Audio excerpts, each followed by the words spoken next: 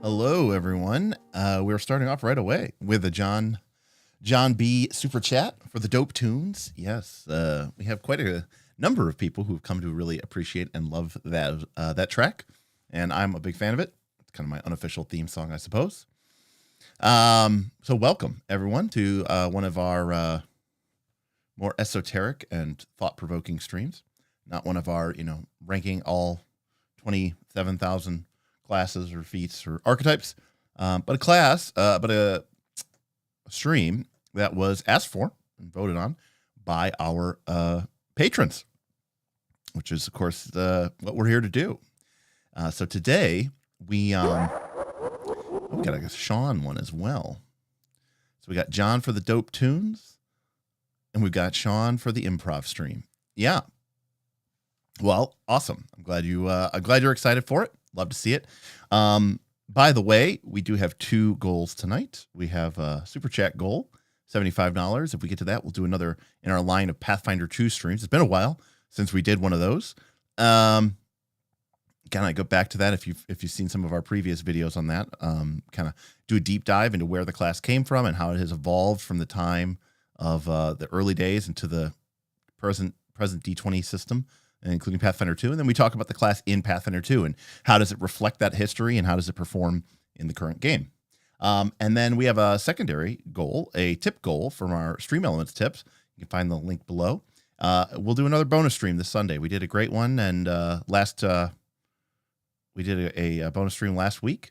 And I like doing those when we have sort of a good audience. So, and of course, if you remember the Patreon, you'll get a chance to probably vote on that and decide what we're going to do.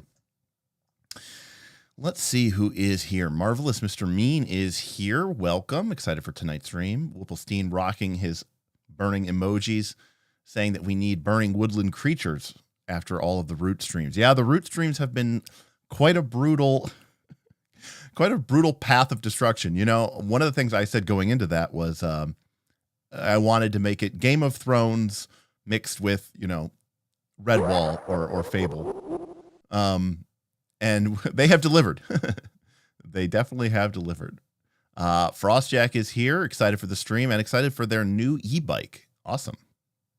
I see people zipping around on those, and I'm like, that seems more like a motorcycle to me than a bicycle.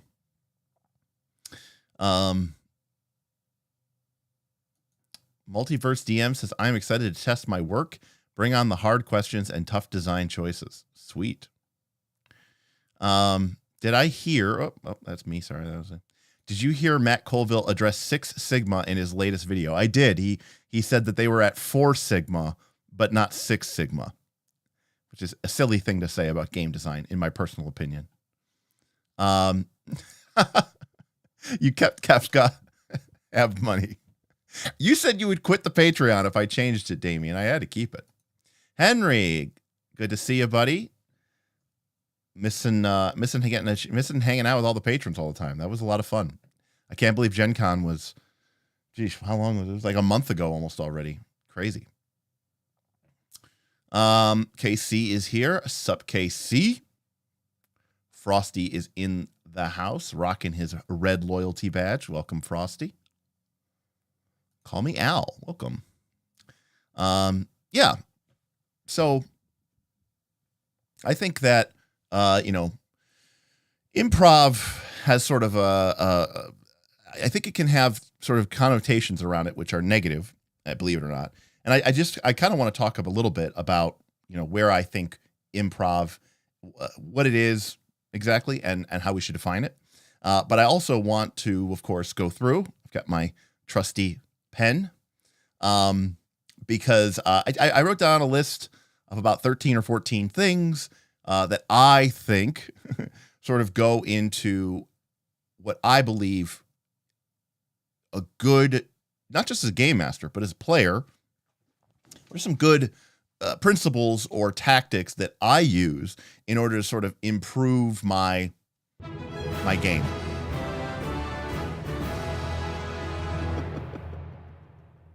John B. John B. The Fate Dweeb tipped $125. Fate stream KTHNX. Well, There we go. Well, I said we were going to do a bonus stream this Sunday. We usually do system streams. I guess John is has claimed that stream.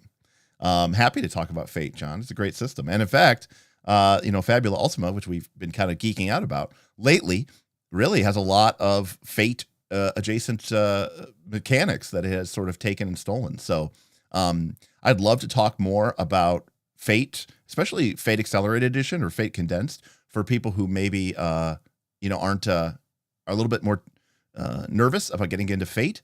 I think it'd be really, really fun. John, thank you. I am strong. This is for you. Strong. Fantastic. Thank you, John. And of course, obviously, I hope that you'll be there. But I mean, you let me know. But I have long preached in this channel, in fact, in even some of our earlier videos, about the power of Fate Accelerated Edition or Fate Condensed. I think Fate Full is great. I think Fate Core is what it's called. I'm sorry.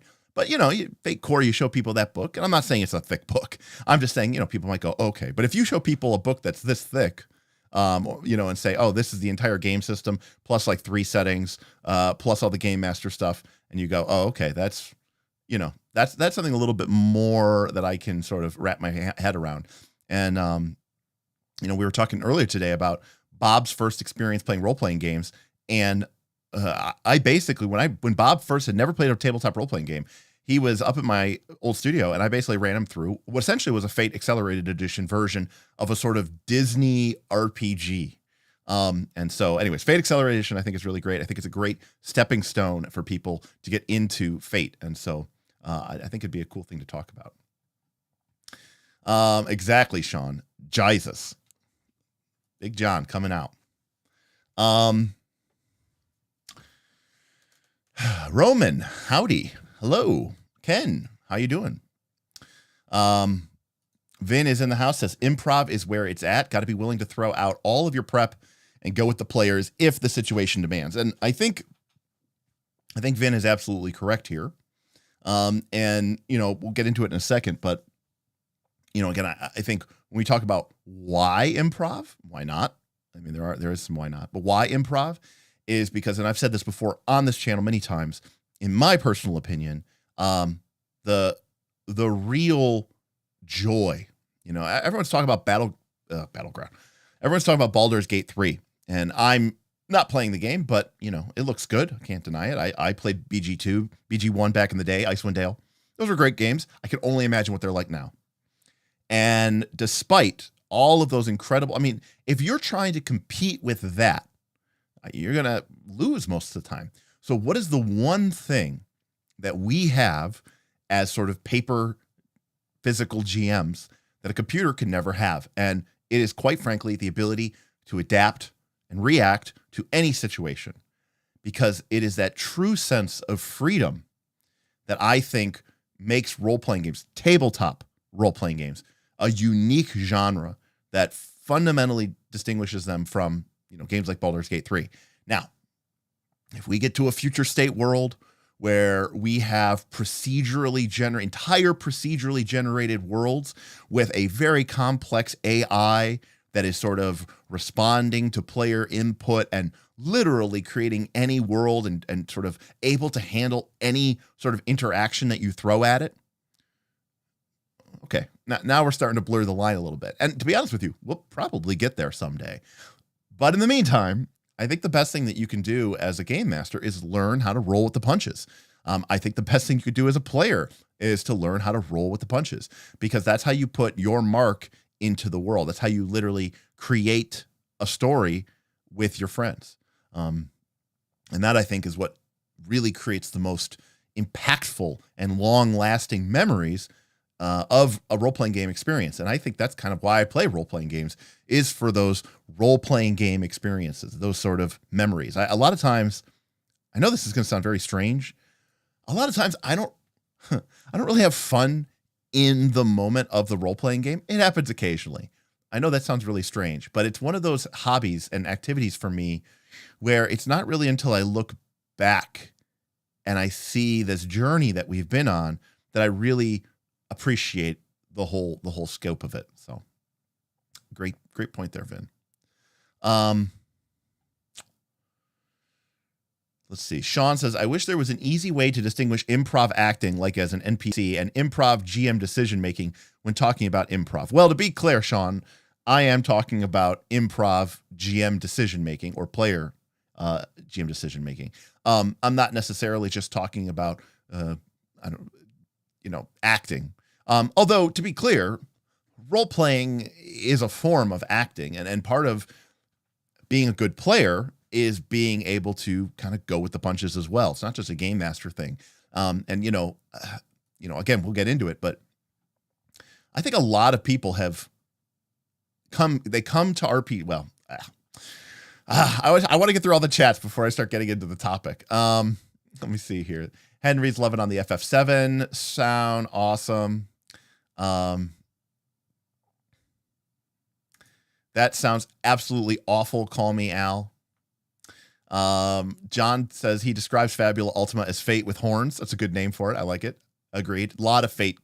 Fabula points are basically fate points, in my personal opinion. There's even a sort of invoke rule, or what's the word in fate? A compel. There's like a compel rule. It's an optional rule, but it's got a lot of text in Fabula Ultima. There's a compel rule. Let's see here. Call Me Al says, honestly, improv is the secret sauce behind the Mercer effect of most tables. They're all great improv, and their voice is icing on the cake. Well, yes. I mean, they are able to kind of roll with the punches, and that's really what makes them so fun to watch.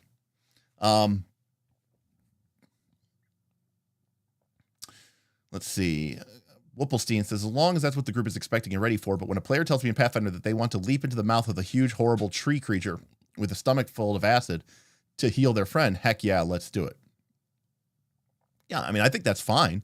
But I think you're right. I think there's a lot of GMs who would go, you can't do that. That's not something you can do.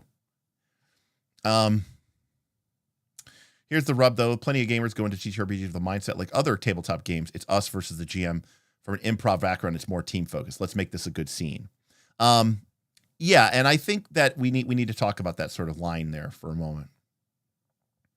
Let's see here. That's probably why I don't like most of the Fabula point rules. Matthew is going to watch later. Awesome. Fate is decidedly not your jam. Okay. So let's talk.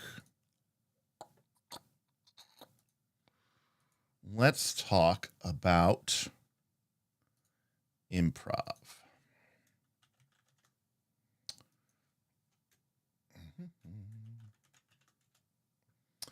All right.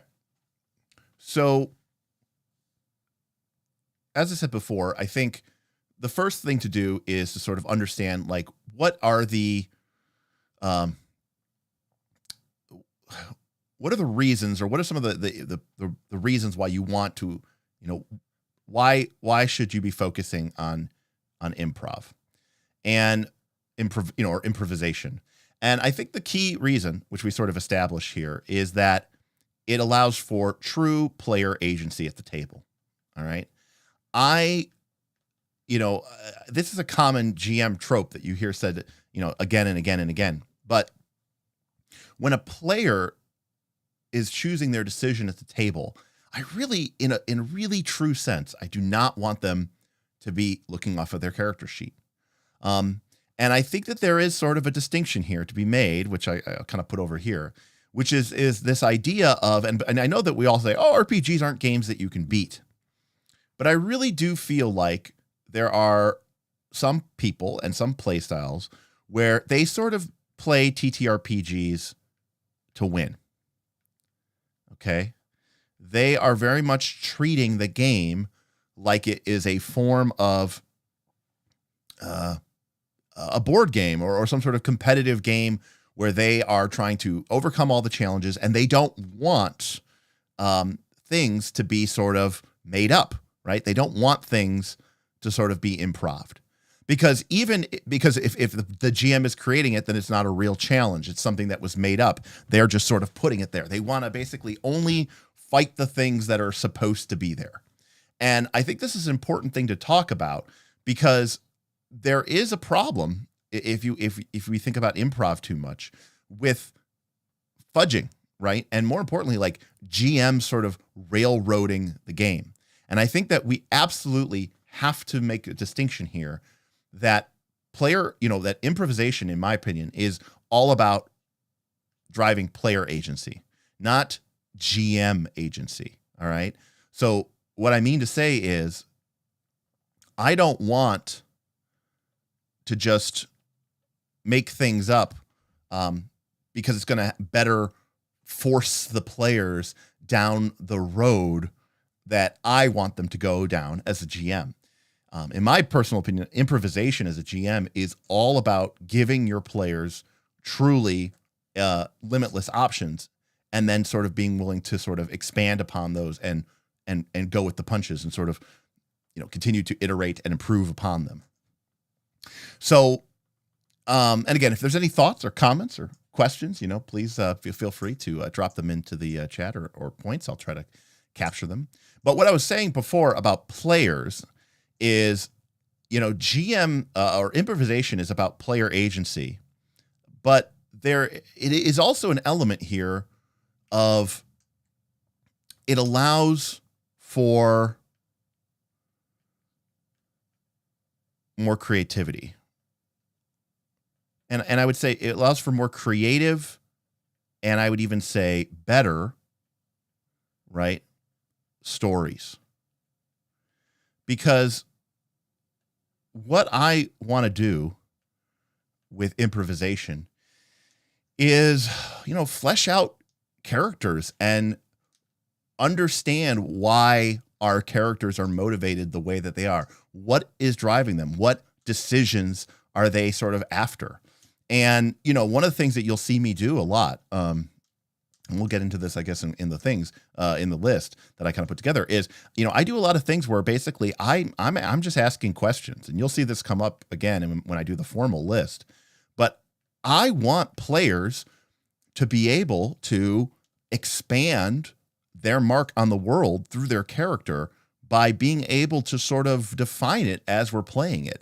And I think a lot of people, a lot of players, I should say, can get very stonewalled by meaning they have this 100% definition of who they think their character is and what their character should be.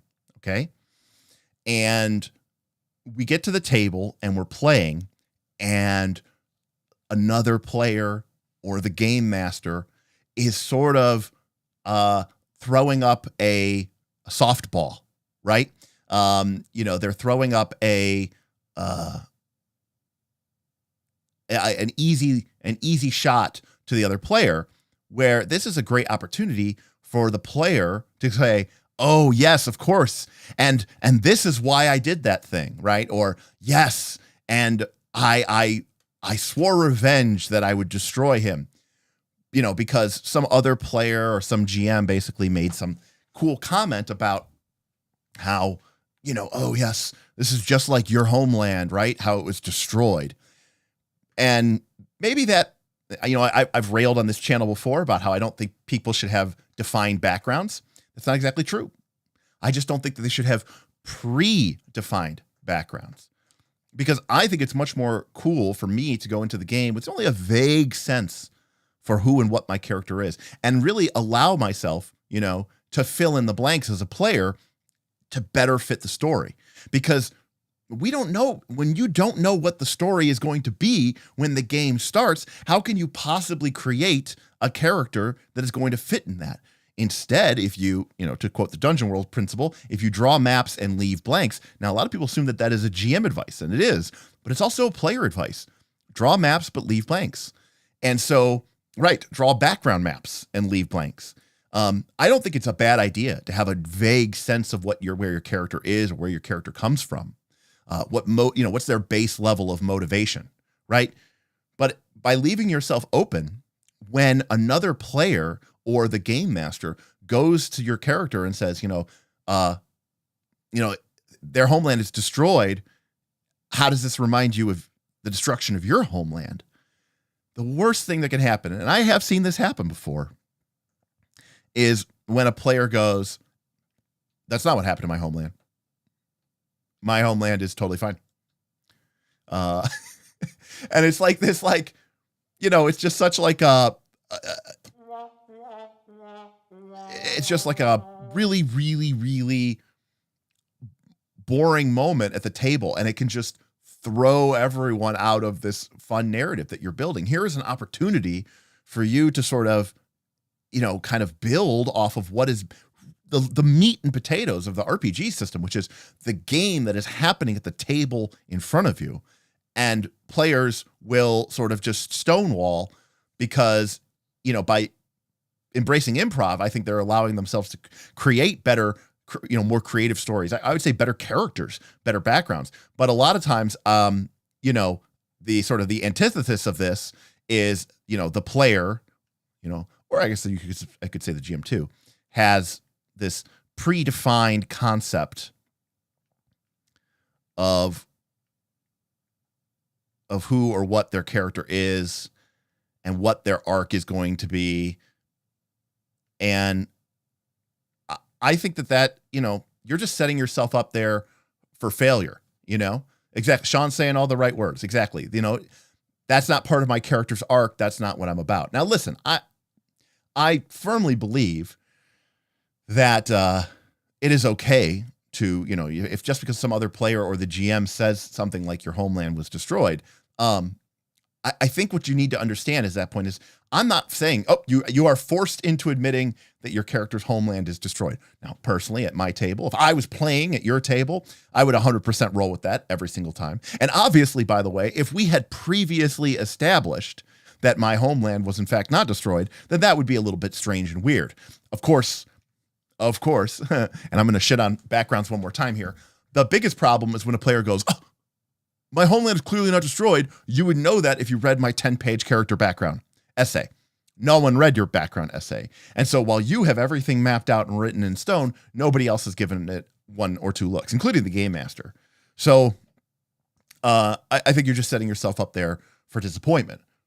But when you open yourself up to truly being able to sort of go with the flow, I think you can come up with much better and much more creative solutions. I saw someone mentioning Enneagrams. It's an interesting idea. I'm a 2, by the way. Like I'm a 2 with like I don't remember what I am. Like a 2 with a something wing. I don't remember what my Enneagram is. I'm definitely a 2 though. That's a people pleaser, by the way. So the third reason is because it allows for the system to show you. Oh, we lost the stream there for a second. Looks like we're back.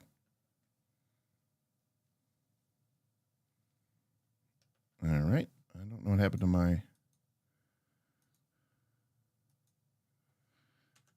Interesting. I lost my whole internet there. Are we back? Okay, we're back.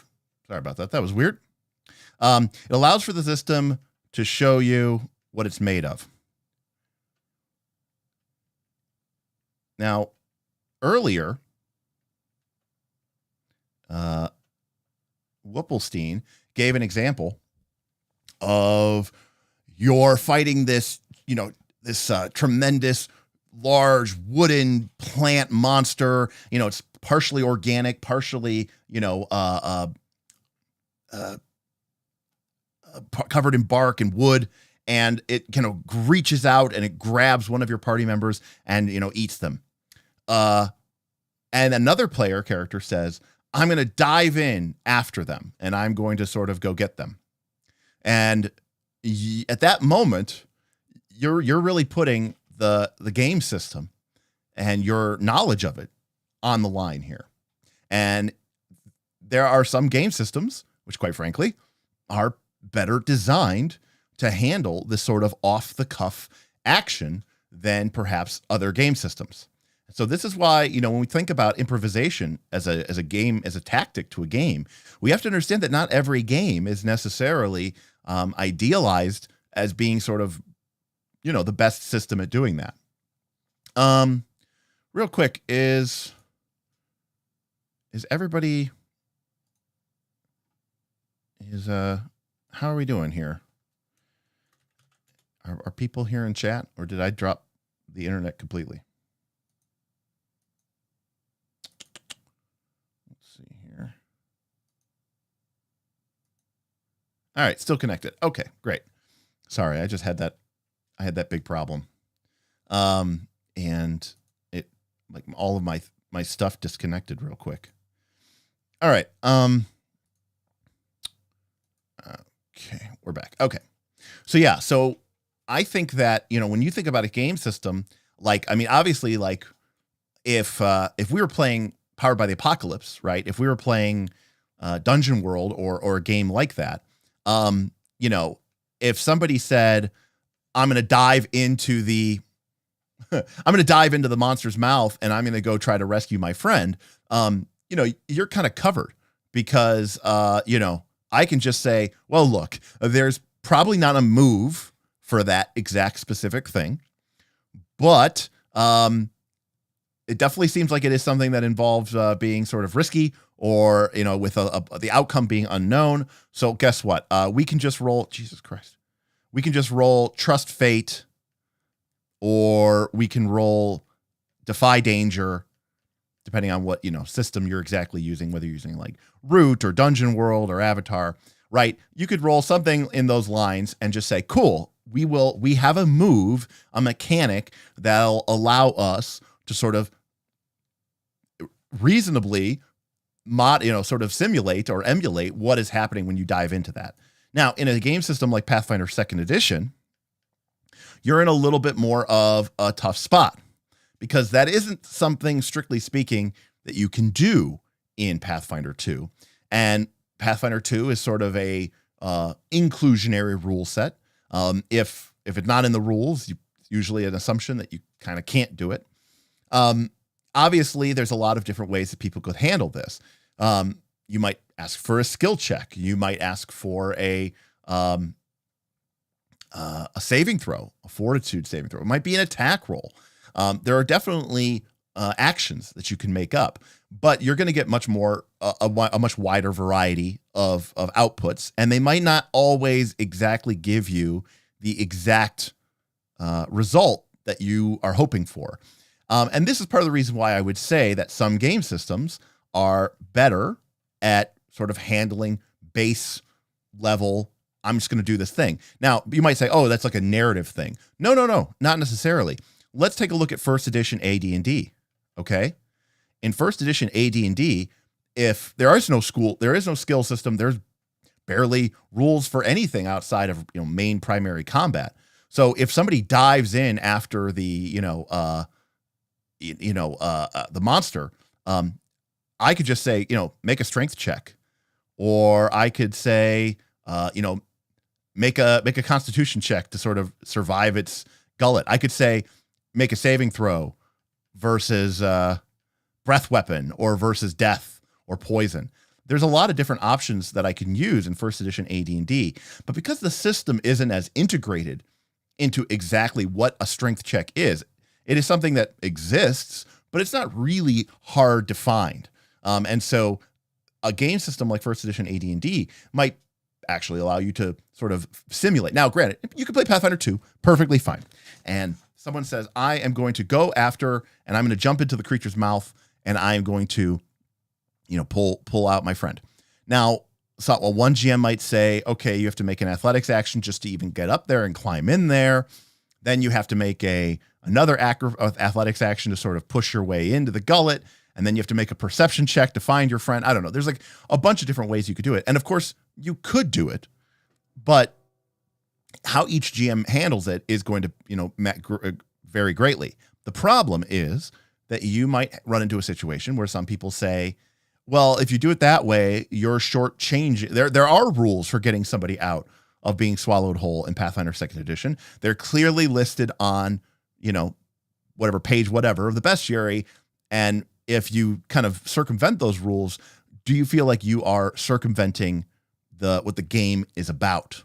And I think that is something that I think is fair to consider, right? Which is, sometimes one of the things that I like about certain forms of Dungeons and Dragons, I believe it or not, sometimes I play TTRPGs to win. In fact, one of the things that I always like to say is one of the reasons why when I was in my 20s, that one of the reasons why I liked running modules, okay, or like pre-written adventures, but not adventure paths, okay, pre-written modules, because these were sort of just, short, contained, maybe a couple levels of a dungeon or just a few levels worth of challenges. In other words, I'm not priced into this ongoing narrative, but one of the reasons I love these is because it would remove all of my bias. The game said, this is what the challenges are.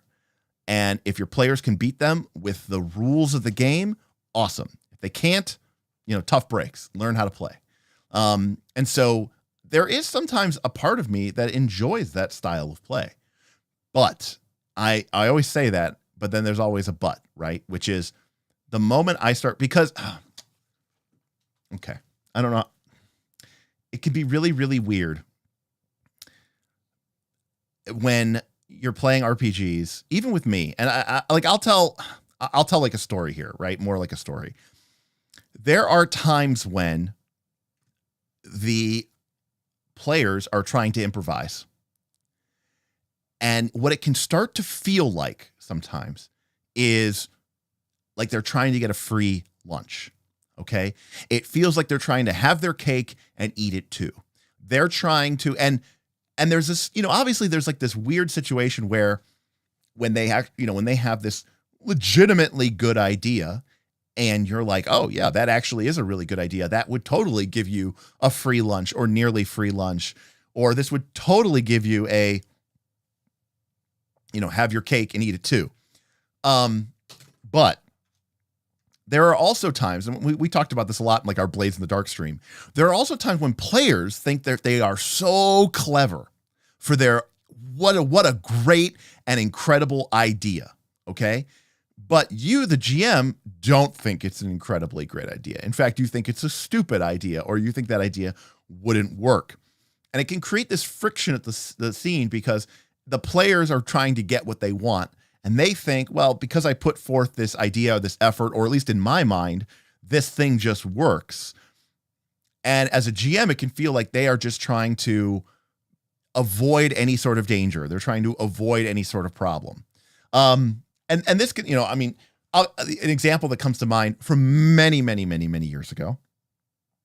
We were playing a war campaign based on the book Heroes of Battle from 3rd edition, but everybody's characters from Book of Nine Swords. And they were assaulting some beachhead that had like these fortifications, like, stone fortifications, castle walls, towers, and fortresses. And the tower was sort of under attack. And at some point they needed to sneak through, or not necessarily sneak through, but get through a large contingent of guards. And there was a lot of them, but it was, designed to be some sort of challenge. And Aaron, to his credit as a player, was like, okay, here's what I'm going to do. I'm going to go into this tower, and I don't know if there was some sort of like alchemist fire in the tower or oil in the tower, but he used one of his character's abilities to basically create like a fire explosion. And he said, so I'm going to blow up one of the towers, and then all those guards are going to come running to see what happened. And I said, wait a second, you think that the guards are going to come running at, and like, I think they might've like set it up like to be an ambush or something. And I go, wait, why would people run towards the explosion? He goes, that's what people do, man. They run towards explosions. And I was like, that is definitely not the case. Like, no, like if anything, they would, they would be more afraid. They might run away. They just might run the other direction. They're not running towards the explosion. He goes, yeah, that's what people do. They definitely run towards explosions. And it was just this moment where neither of us wanted to play ball with the other, because the player wanted to get something. They wanted to get what they wanted, and they wanted to set up their ambush, and they thought, well, I'm putting my myself forward here. And I, the GM, felt like they were trying to get a free lunch. Like it didn't really cost them anything. And in my mind, it wasn't even that great of an idea. So I wasn't in a situation where I felt like, I should be giving them to this.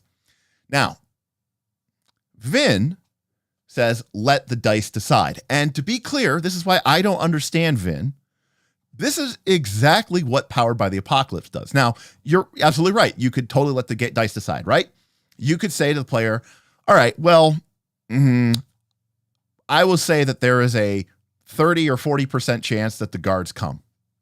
And the player might say, okay, that seems reasonable. What about 50%? And I might say, fine, 50%. And then we roll the dice and then we sort of adjudicate the result. We roll them out in the open so everybody can see. And I think that is a fine resolution. But I should point out that Powered by the Apocalypse game engine is basically designed to create that same situation, just make it be part of the game experience instead of some sort of additional externality of I'm just going to randomly assign percentages to things. But I digress. Henry says, I say we take off and nuke it from orbit. That is always the safest play to do, Henry, is just to nuke from orbit. I'm a big fan. But exactly, you're like, okay, well, as a GM, you're like, well, no, we have that nuclear weapon. We just want to, we want to take everything out and destroy it from orbit. And you're like,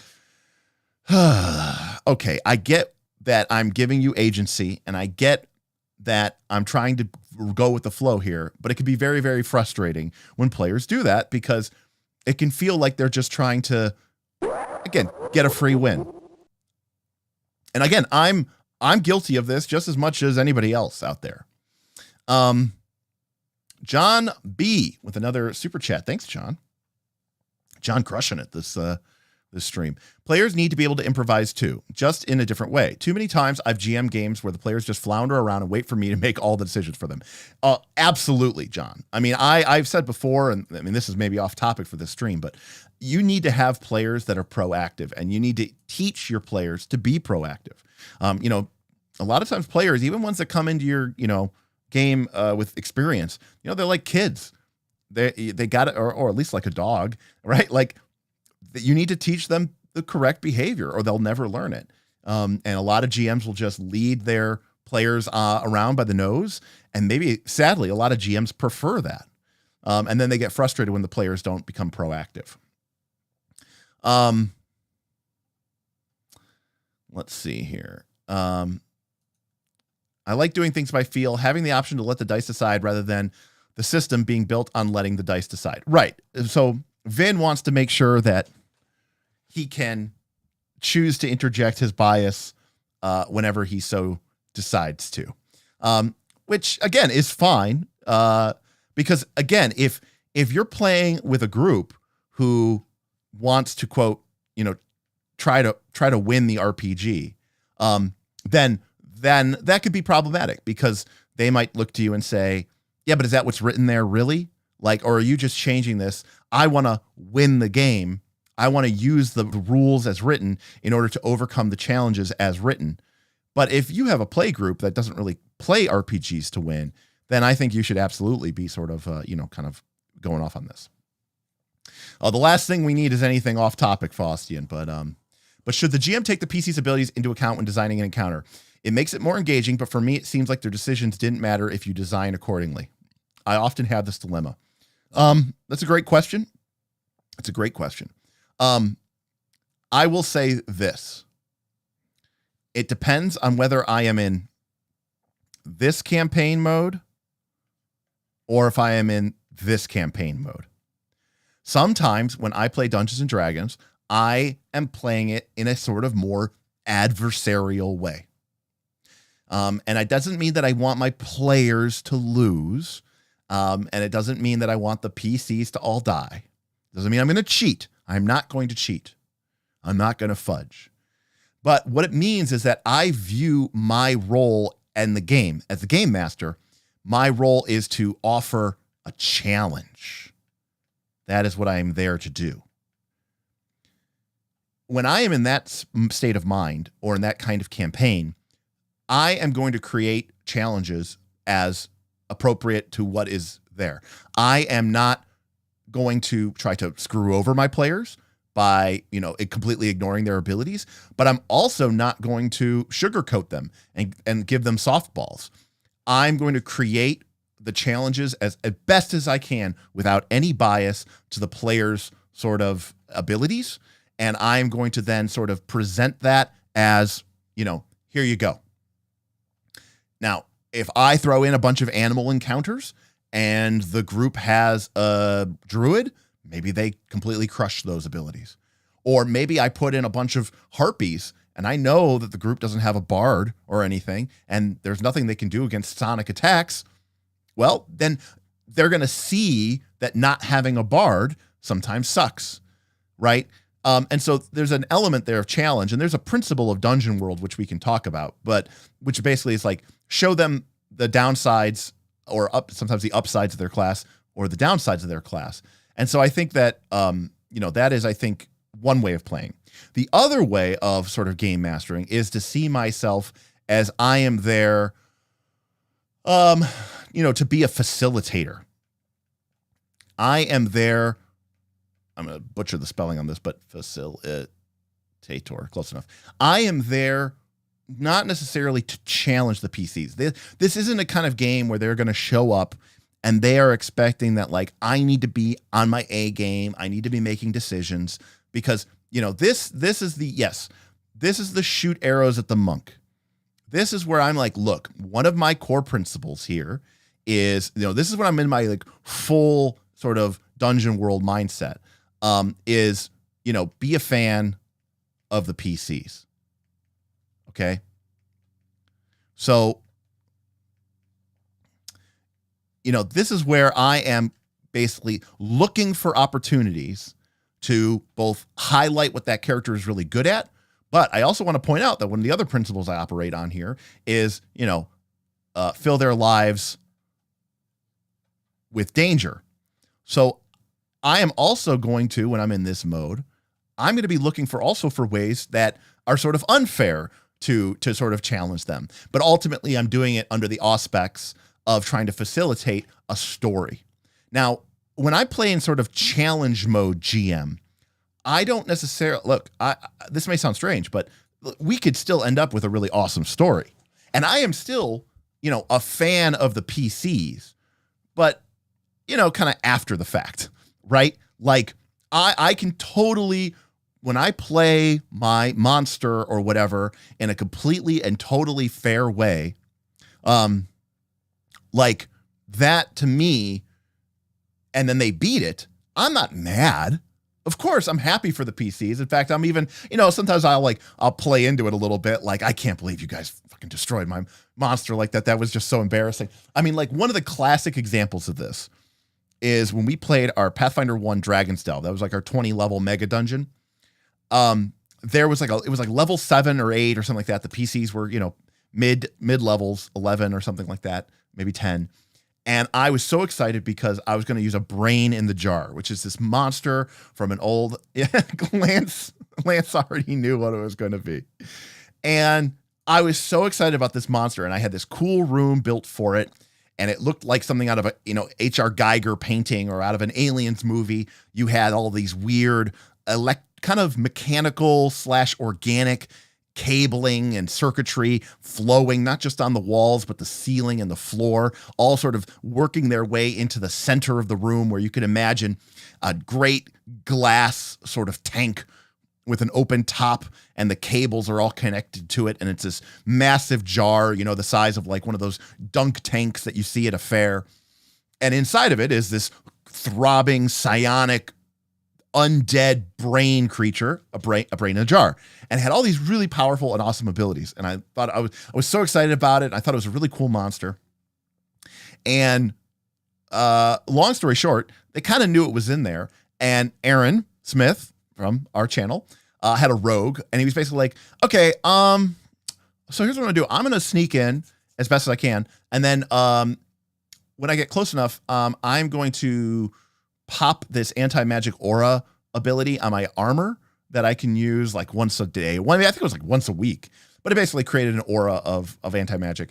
And he's like, okay. And he's like, so yeah, I I have this 10-foot aura of anti-magic, and I flip in and I stand next to the jar. And I was like, I flip open my book and I'm looking at it, and all of the creature's abilities, all of them are supernatural or spell-like, which means they don't work in an anti-magic aura. Just 100% don't work. At this point, it is just a floating brain in a jar.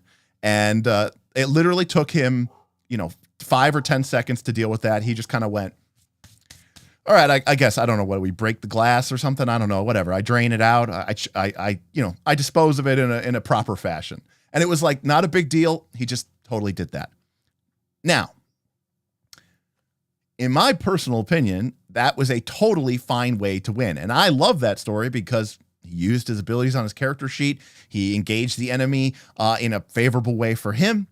But my role there was to challenge the PC. I wasn't trying to set up that brain in the jar because I knew that Whisperleaf had an anti-magic aura and it would be a really cool moment for him to shine. No, I completely forgot about that fucking thing. And I was, kind of salty that he used it.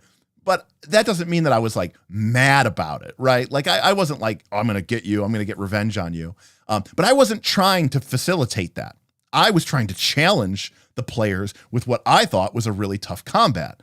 And the fact that they embarrassed me, just made the story all that much better. But the story kind of came after the fact because in the moment, yeah, I guess it was a little funny. But if you think about it, it was kind of a letdown, right? Instead of this really cool, awesome conflict, you just have a dead brain that did nothing.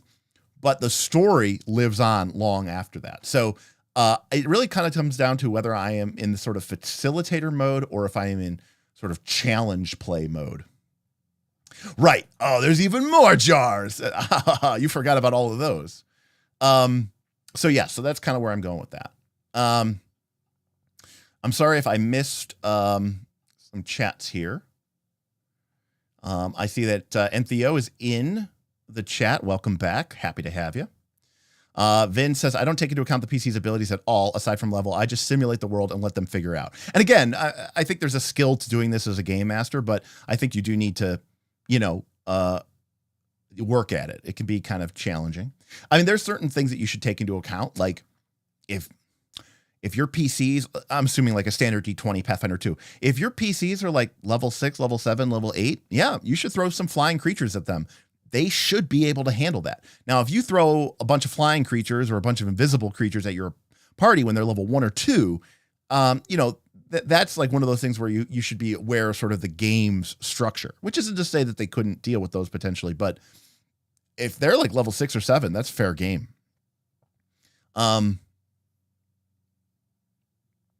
If you win a TTRPG, the game ends. So who's really winning? Well, I think the idea there, John, is you can always play the next TTRPG. And so there is sort of an interesting element to a tabletop role-playing game. In fact, God, we're going off on some side tangents here. This was a long time ago, like in 3rd edition. I always had this idea for a campaign where the campaign starts, okay? And I basically say, there's some, dark evil fortress or tower, okay? And there's the great evil wizard. You could even kind of go Rise of Rune Lords on it, right? And you basically say like, Rune Lord Karzug is going to be reborn in a year and a day, right? And when he does, he will be, invincible, unstoppable, just a level 30 badass, right? Just almost impossible to beat, all right? And have all of his power restored to him. Okay, but you have 1 year and 1 day. But here's the deal. You can basically go fight this guy. Years later, I understand that they did this, I think, in like the new Legend of Zelda game. You can go fight this guy whenever you want to or whenever you're ready.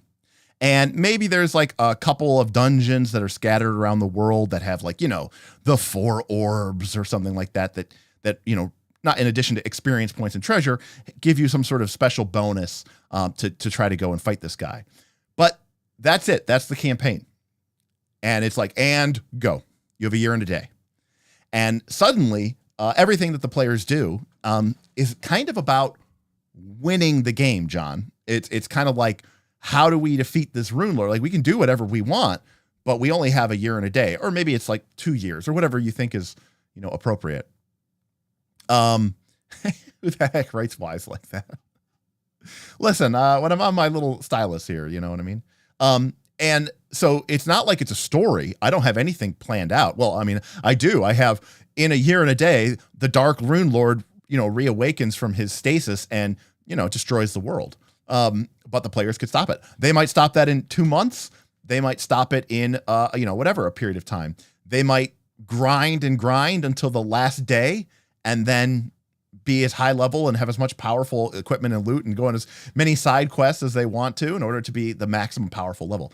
The point is, the challenge, the gauntlet of that campaign has sort of been thrown down, and the players understand what that is. And so that is what I mean when I talk about playing an RPG to win.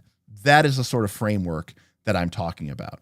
And I think that could be very, very fun. All right. So let's talk about, so these are Derek's improv principles. Okay. All right. Number 1. Now, a lot of people might think that I'm going to say yes, and we will, but that's actually not number 1. It's to listen and react.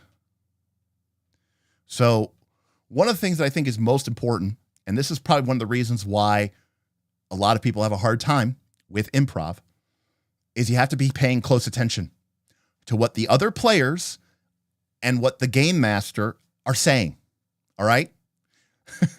The best improv is a building experience. And, you can't have everybody trying to do their own thing. If you're over there trying to create your own little unique story and the other player over there is trying to create their own little unique story, it's never going to go anywhere. You have to be actively listening. Now, you're going to have your moment. Of course, it's going to come along. And if your game master's any good, they're going to try to, make sure that ensures that happened. And there is certainly something to be saying about proactivity. But the best thing to do is when a story thread, starts to germinate in your game, instead of trying to take it in a different direction, it's to build into that. So I think that paying close attention, really listening, okay, is the most important aspect to improv. Because, I'm not trying to be mean here, but even with the players I play with, half the time I don't think they necessarily know exactly what's going on. And sometimes they do, and sometimes they're really dialed in, and then it's amazing.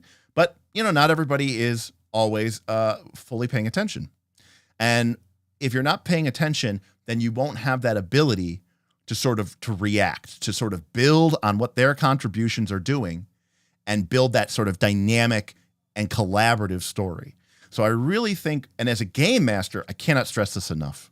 Okay. In fact, one of the reasons why I have a hard time GMing over VTTs, especially if people don't have their cameras on, is because I literally sort of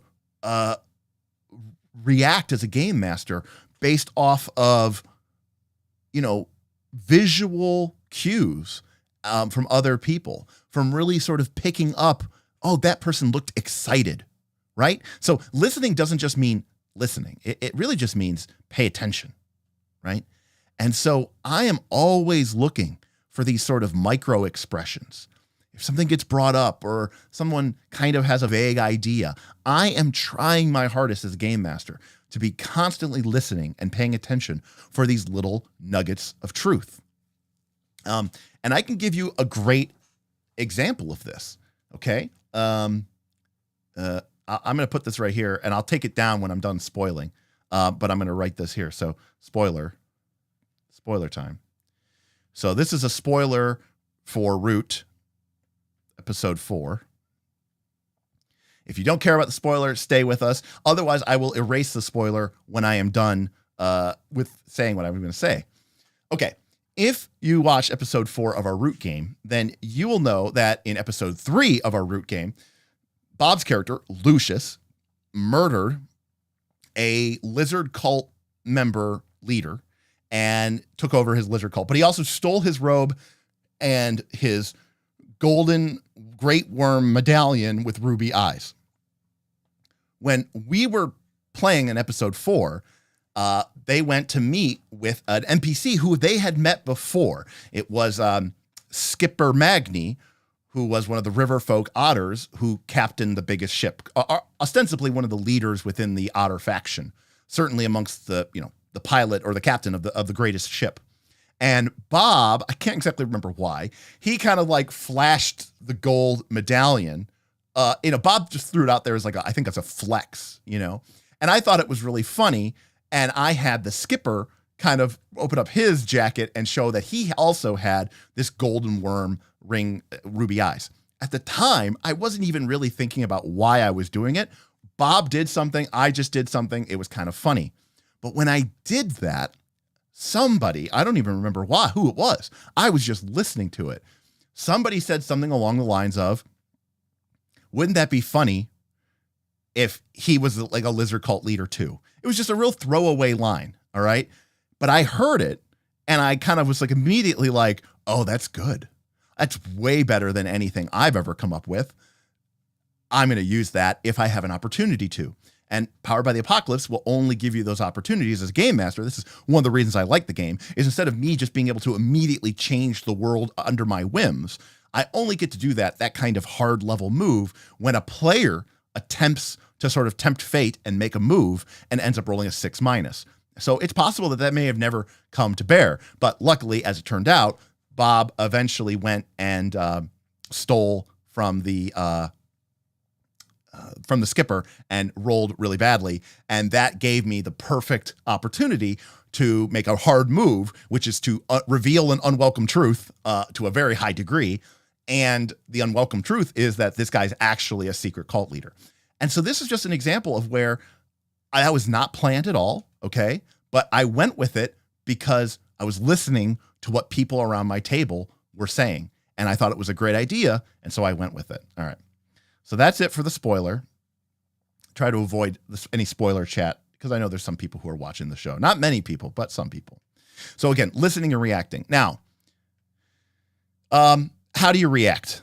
Okay, this is where we say the famous thing, right? Which is, you should say yes and I know this is like overplayed advice, and this is like the classic improv rule of what you're supposed to do. But this kind of gets back to what I was talking about earlier, which is this idea of, why do we even do improv? It's because we can tell more creative stories as a group than we ever can as an individual. I've said many times before that any story which can have a beginning, middle, and end and can fit entirely into my brain is not something that I think is going to be very good, because I'm not an award-winning author. I'm not a great Hollywood screenwriter. Some people out there can tell completely compelling stories, and it's entirely self-generated, and that is why they make the big bucks. It's, that's why Brandon Sanderson or R.A. Salvatore or Stephen King are world-famous authors, because they can do that. But that's not most of us. In fact, I dare say that's not all of us. So what we rely on then is the ability to sort of amalgamate and groupthink and sort of come up with an idea that is bigger than ourselves. And we do this by listening and reacting. And when there's an opportunity, whenever we can, we want to go with the flow. We want to say yes. And we want to say, and I add something else. Because remember, it's a building process, right? We don't want to necessarily just be thinking about, you're not adding another log to the fire. You have an opportunity here to add something to the story. So, embracing the ideas as presented by your fellow players, contribute to that narrative rather than shutting down. So there's sort of two parts to this, right? The first is look for opportunities to say yes, right? Look to say yes. I get it. There might be times and places where somebody says something and it's not necessarily true. But I mean, there are ways, this is where like improvisation can really go off the hook, right? Like we said before, there was the example of another PC or the game master goes to your PC and they go, "Oh, what a tragedy. This is just like the destruction of your homeland, isn't it? Dornek." And you're playing Dornek and you go, "I've tried to keep this secret for a long time. Yes. But the truth is Dornek was never destroyed. The truth is we cast powerful magics, illusions, and we shielded our village from the world. Everyone else believes us to be dead. But the truth is my people still live." Now, you didn't just say yes and. You kind of did like a no but, all right? But the point here was you just added to something. In fact, I dare say you made it even cooler, because what you did is you said, I'm not denying the fact that, yes, ostensibly my homeland is destroyed, but now I'm going to make it a lot cooler by making it so that they, transported their town into, the elemental plane of shadow. And the city has been sort of trapped in the, elemental plane of shadow for the last 50 years. And one of my goals is to get it back. I didn't know that until that moment, but, we're moving forward with this. So I am looking for ways to say yes. But the most important part here, I think, is even if you say no, is you should at least keep that momentum going, right? You need to try to keep the idea going.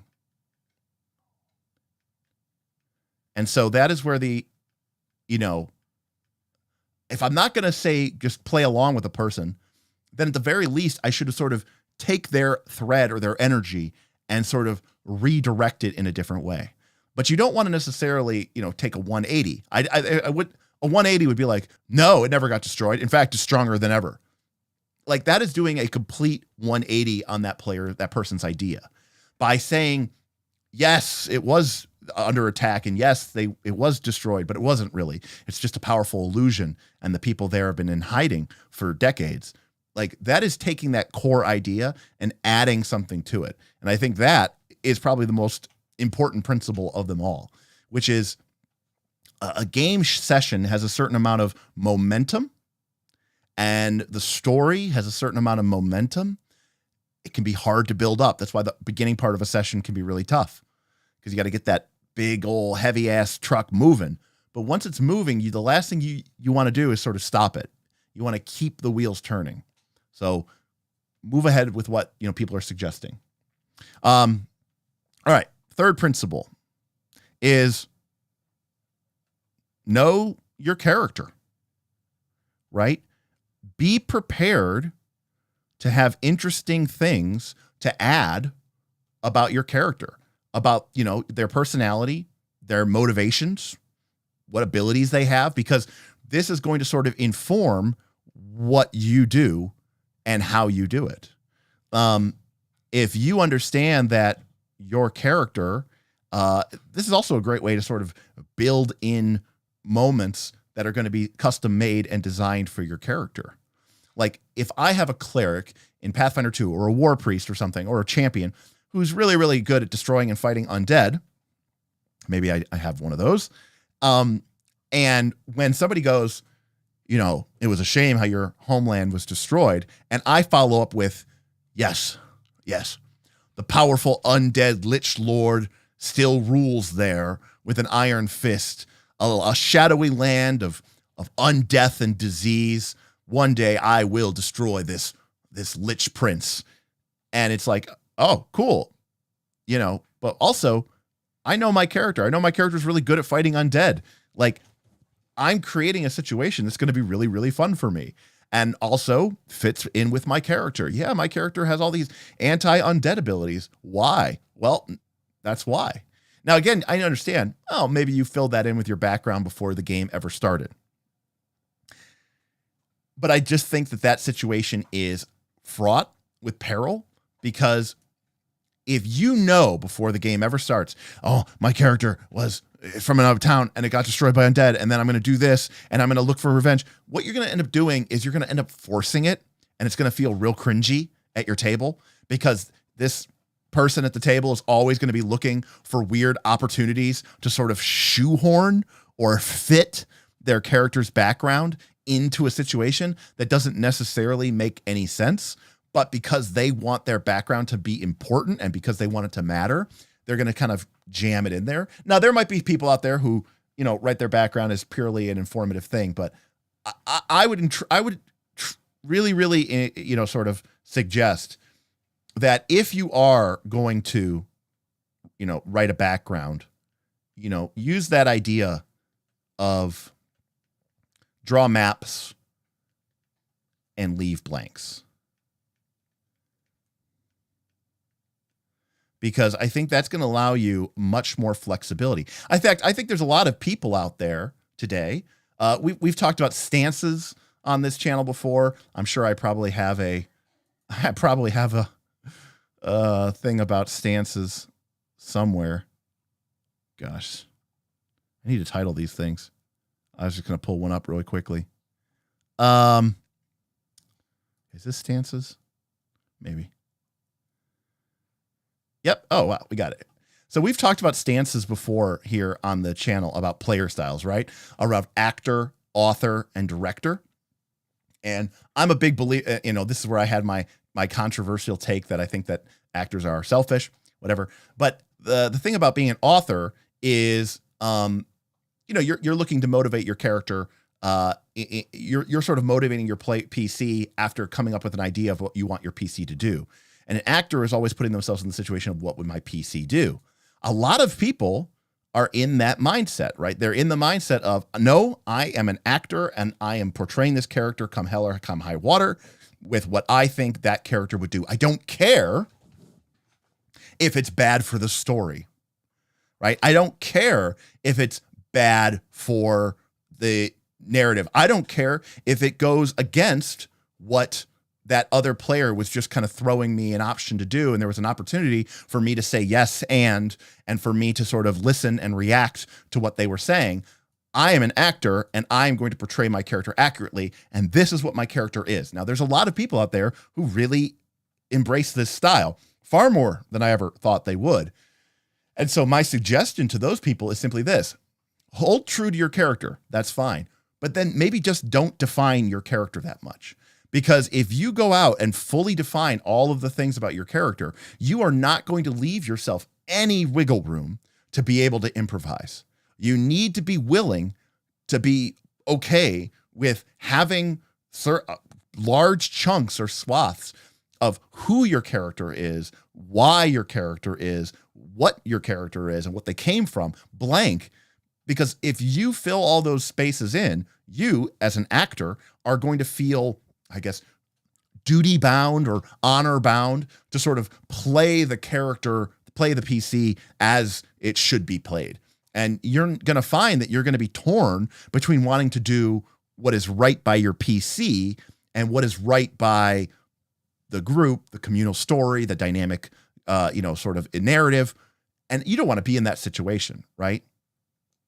You want to be able to put yourself right into the heart of the game.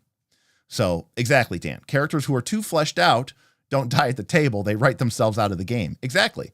And then that can just lead to you feeling even more frustrated when you have this really defined concept of your character and maybe the story or the narrative starts to go into a different direction. Let's see here. So the fourth is, this is going to sound like a trite response, but embrace,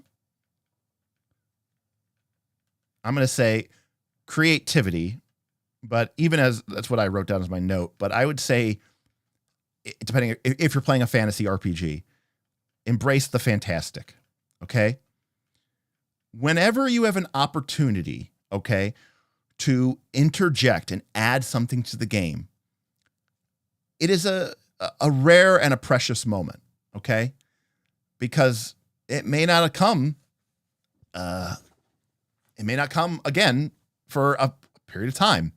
So here's a moment where you get to put your mark on, even if it happens all the time. Here is a moment for you to put your mark on the campaign. And when you do that, try to think outside of the box. And especially in a fantasy RPG setting, embrace the fantastic. So earlier, I kind of just did this automatically. When we talked about my homeland being destroyed, my brain went to, no, actually they still live, but they transported themselves out of time and space, and now they are locked away in another dimension. What? Wow, that is really fantastic. And it feels magical and it feels mystical. Now, of course, depending on the game, if you're playing sci-fi or something like that, but even in sci-fi, they could be trapped inside of a null zone or a time dimension. I'm not trying to say everything needs to be over the top or larger than life or bigger than it needs to be, but I think TTRPGs thrive on creativity and unexpected solutions. And I think when you try to go with what is obvious or easiest, that might be the most optimal line of improvisation.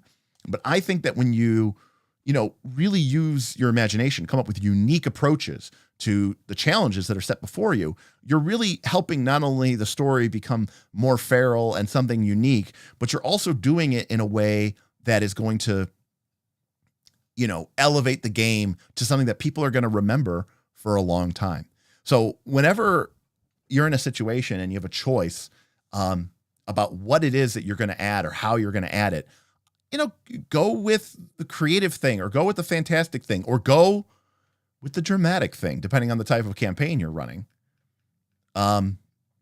Minor spoiler for episode 3 of Root. But if you watched episode 3 of Root, then you'll know that there was an opportunity for me to improvise, and I had to decide who this Camden, this Fox leader of the Woodland Alliance was. Well, I went with, he's Bob's brother. Why? Because that's dramatic as hell.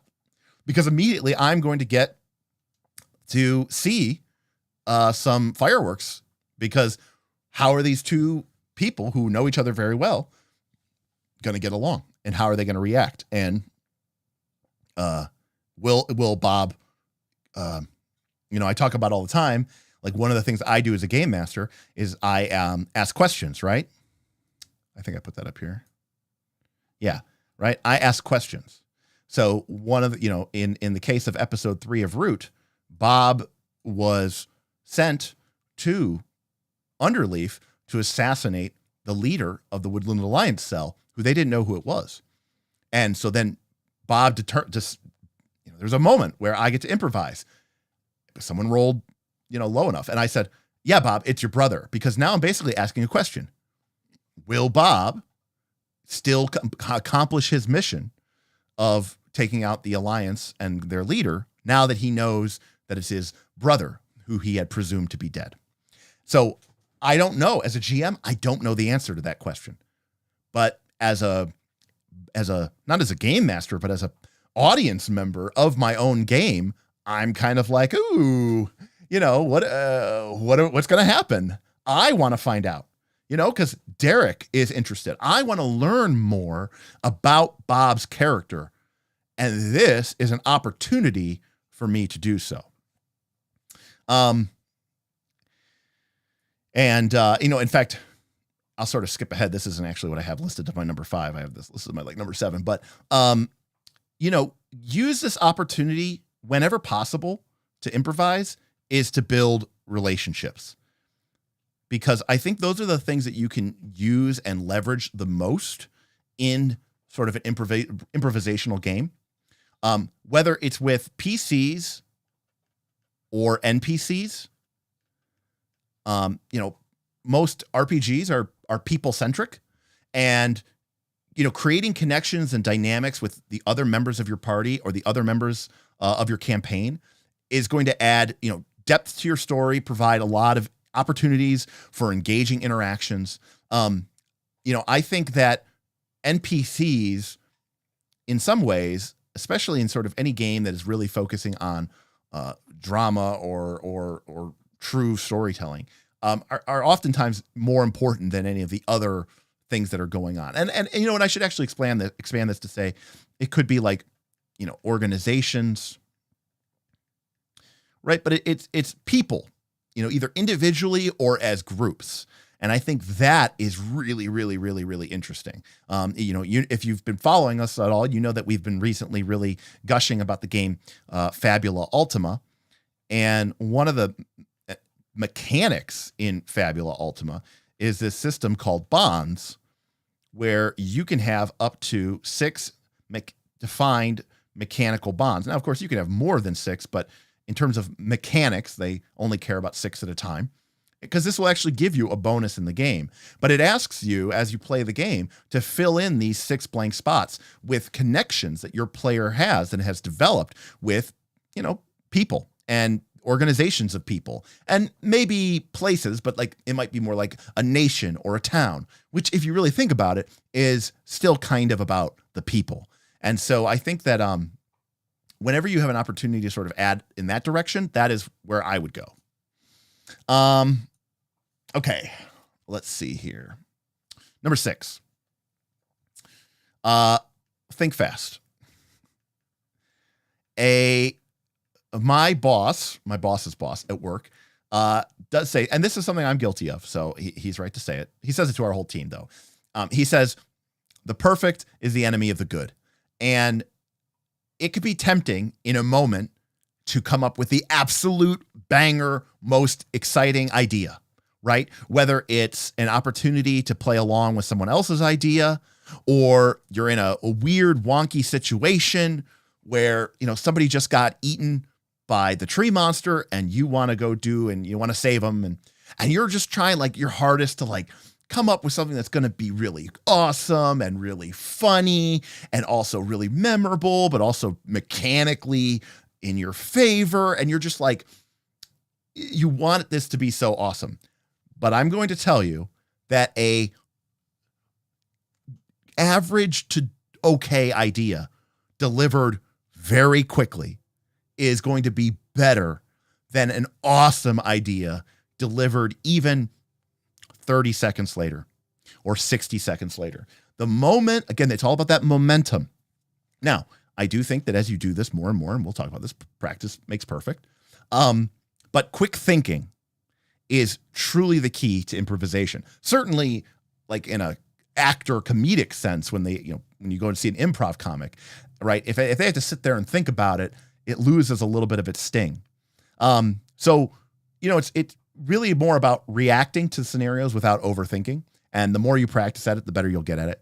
But like in the instance where somebody got swallowed whole and they wanted to go save them, I dive in, or, I'm going to slam my warhammer into the creature's gullet or belly and try to get it to, vomit him up. Just whatever is the first thing that kind of pops into your brain that seems even remotely viable, I think you should just go with that. I think going with your gut instinct is sort of, probably the right play most of the time. Because even if it's like silly or a little bit wonky, at the end of the day, it's going to be like, it's going to be your idea. Like, look, you're not Critical Role, right? You're not Dimension 20. You don't have tens of thousands of people watching you. Even us, when we play, we only have a couple hundred people who watch our show. So really, we're just doing this for us. And it doesn't have to be, something that is Oscar award winning. And it doesn't have to be that level of caliber, but it can just be something that is uniquely your game's moment. Right. And that's what this is all about. It's not about creating great stories. It's not even really about creating good stories. It's about creating our story together when we sit down to play a game. And it doesn't matter if it's bad or good. It's cool if it ends up being good, but a lot of times, sometimes the bad stories end up almost being better in the long run because it's like funnier and more nostalgic and you remember it more. But at the end of the day, it's not about good stories or bad stories or great stories. It's about creating our story. And I'd rather somebody give me an imperfect answer than, like a great example of this is Don't Run Up the Sword, right? Bob reacted quickly and he said he was going to run up the sword.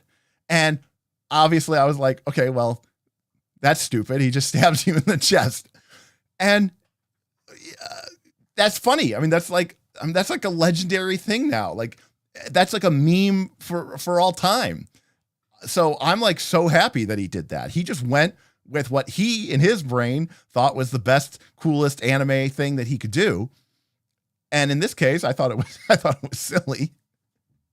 But you know, that doesn't matter because the story that came out of that is far better than anything, you know, that I could have, even if we had done something awesome and creative. Honestly, Casey, if Bob had said something like, you know, oh, I spin around his blades to the left, preparing it with my sword, and I reach down and pull out my secondary dagger and I stab him while he doesn't expect it. Like, okay, that's a cool idea. But we probably wouldn't even be talking about it. Probably no one would remember it. Yeah, like in that exact microsecond of time, it might feel like it's kind of cool. But as soon as the session's over, you'd forget it. And it would never be a thing again. So I think thinking fast is a worthwhile endeavor to sort of have, you know, in your repertoire. Similar to number 7 is, again, use the environment. This goes back to listening. By the way, this is also a secret sauce to get your GM to go along with your bullshit idea. GMs love this. When a player uses the description and the environmental tools, when the player uses the environment and the descriptions that the GM gave as tools, that is such a great win moment because it's really tying together that sort of conversational piece, which is at the heart of all tabletop role-playing games. It's a conversation, you know. I am talking to you, you're talking to me, I'm giving you information, you're giving me information, you're asking me questions, I'm giving you answers, I'm asking you questions, and you're giving me answers. It is a back and forth conversation. But while I'm doing that, I am also providing you with this, you know, objects, terrain, things around you. And again, I will, you know, use, you know, this as an example, another story which I've shared before. But when we were playing Dragon's Delve many years ago, there was a level that was entirely populated with rust monsters. Those little feathery antennas. Yeah. And the tails with the big hammerheads. That was entirely populated by rust monsters. That's my horrible rust monster, by the way. Except these rust monsters could phase through walls. So they could like they could turn incorporeal and move through solid stone. Anyways, the players ended up creating a trap for these rust monsters by taking advantage of the fact that rust monsters like metal. They like precious metal. They like to eat, you know, it's just like food to them. And so if you could create a large enough source of metal in the dungeon and let's say distribute the scent of it with gusts of wind spells. Yes, Lance. Now Lance was here for this. This was partially Lance's idea. It was very goofy, Lance. It was extremely goofy. But I said yes because you guys were showing that you were using the environment and that you, rather than trying to like come up with some perfect bullshit response or answer that doesn't feel like, it feels like a stretch, it feels like a reach, it feels like you're overreaching. You all were using the facts that were sort of established in the game system, in the environment, and sort of using them to your advantage. And that, I think, not only does it make the improvisation feel more grounded and feel more like you're less like you're making it up and more like you're just sort of doing a naturally occurring process. I think that is absolutely the reason why that feels so good. Yeah. And that's the other thing, Casey, feel free, you know, Aaron, if you ever watch Smith play, you will see him do this all the time when he plays with me.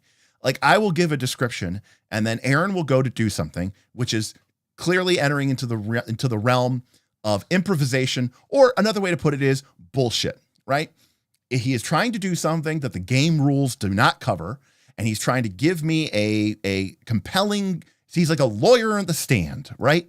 And he is trying to create a compelling case to the jury, which in this case is the game master, about why this action should be allowed. And when you see Aaron do this, what he will always do, well, not always, but often, is he will start by getting me to say yes to several small things. Like he might say something like, okay, Derek, so this is like a big temple room, right? Like there's all sorts of like drapes or tapestries or some sort of like evil banners or something, right? Hanging. And I go, yeah, no, there's, great red tapestries that depict ancient battles between the forces of good and forces of evil. Great. Perfect. Awesome. And you said we could see, so like, are there torches or are there like burning braziers? Like where's this light coming from? And it's like, oh yeah, there's a series of oil lanterns scattered around the room at various integrals up on the wall on sconces. Oh, perfect, right? Like we're sort of extending the conversation, but he has an agenda and he is trying to sort of push me. Number one, he's trying to get me to keep saying yes and yes. Like I'm sort of walking myself into agreeing with myself. But number two, he's also establishing what the environment looks like. And he's kind of taking a certain amount of narrative control. I didn't specifically create those things, but it follows logically that they would be there. And he is just confirming that so that when he comes up with some bullshit plan to make, I don't know, all of the tapestries catch fire or something, I feel like I've put myself in a corner and I have to say yes. So yeah, using the environment, I think, is a really important key. And I think GMs love this. I think that if you just try to create something like out of nowhere, out of bullshit, that GMs will go be like, I don't know. That doesn't really make sense, or I don't want to go with that.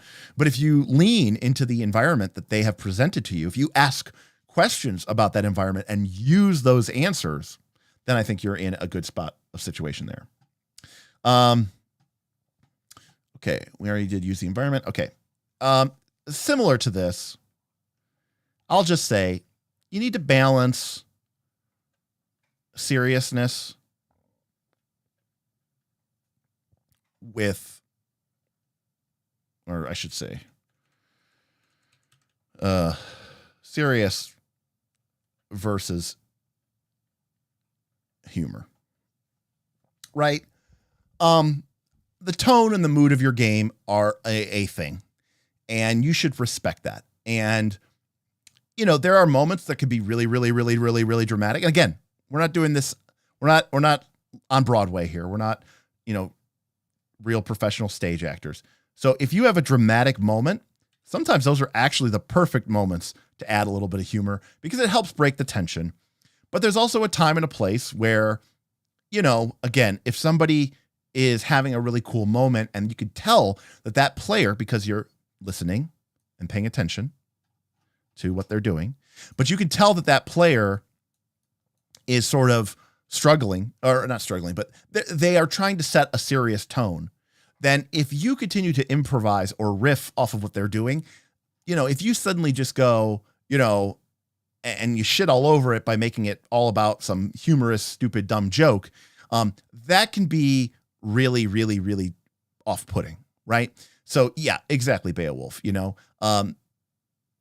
try to respect the scene and the mood. I do think there are times where being a little funny and having a little bit of a, even in a movie, like a lot of people said that the reason why the Marvel movies did so much better than the DC movies is because the Marvel movies weren't afraid to occasionally make the situation funny or laugh, there's plenty of moments in the various Avengers and Iron Man and Thor movies where the scene is played for laughs or it's played to be funny, even though the fate of the world is at hand, is nigh. So I think that's fine. I think that's important, but there are definitely moments where it's not appropriate. And so you just need to be aware of whether this is a moment where we should be thinking more seriously or if we should be thinking about it being more humorous.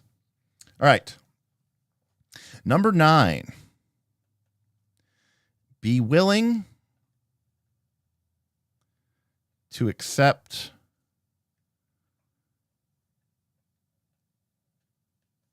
setbacks. So, not everything that you do, if you really want to embrace improvisation, then it can't always be about how your character is crushing it and winning and being the star of the show, and I'm being awesome and I'm winning and everything went my way and I victored and it wasn't even that hard. Not every decision will lead to success, and that's okay. Embrace failure and use it in your character and use it as part of your motivation and use it as part of your story development. Improvisation can't always just be about the ways that your character wins. It's also about taking the losses and working with that. One of the reasons, and I know not everybody feels this way, but I certainly do. One of the reasons why I love games like Fate or Fabula Ultima is if we look at a game like Fabula Ultima in FU here, if your character goes to 0 hit points, you have an option to either go out in a blaze of glory, or you can choose to surrender. And that's it. Those are your options, by the way. And if you choose to surrender, your character does not die. They will return at half hit points in the next scene as appropriate. But whether they were just hurt or whether they were captured or whether they were just temporarily knocked out, the point is your character is not dead. But one of the options that can happen after there is a price to pay for being, sort of dying. And one of the options is the game master can take one of those bonds that your character has, right? Like before, you might have had a bond with KC, and it was a bond of +3 because you had love and admiration and loyalty with KC, and you were very proud of that moment. But the GM, as part of the mechanics of the game, can erase a bond when you surrender and replace it with a new bond with a negative trait. So maybe instead, the villain, Beowulf, the villain who took your character out, is replaced with hatred. And your character lost. And your character, and again, one of the reasons I like Fabula Ultima or games like Fate is because it's not just something that we're just saying and we're just saying, oh, we have to say it and we'll remember it. The game gives us things to literally write down about this, mechanical things that matter in the way the game works. But it's the idea of taking a setback and rolling with those punches. And it's the same thing true with if a situation looks like it's going badly and you're in an improvisational situation, there could be a temptation to sort of flail your arms around and start just shooting shitty shots. It's actually one of the things that bothers me the most as a GM, is when the players are in a situation where they are clearly losing or are about to lose or whatever, but the players are so unwilling to accept a loss or a setback or even just like a tie that they start scrambling. They're like a drowning person, and they are just pulling at anything, and there's this sad kind of desperatism to it. And sometimes players can get really nasty, right? They can get really like defensive because they feel like it's now a personal attack against them, because they feel like you're stonewalling. You just want to win. You don't want my character to survive. And what they're really demonstrating here is that they are unwilling to accept setbacks. They have not embraced this idea that losses and are just as a part of the game as well. Now, of course, the reason they might be thinking that and the reason they might be playing like that is because they are in this sort of challenge mindset. So if you have created that sort of challenge mindset in your game, then expect for your players to be fighting tooth and nail, holding on with their fingernails to try to avoid loss at any or all cause. A game like Fabula Ultima allows this to be much more easy because you can't die.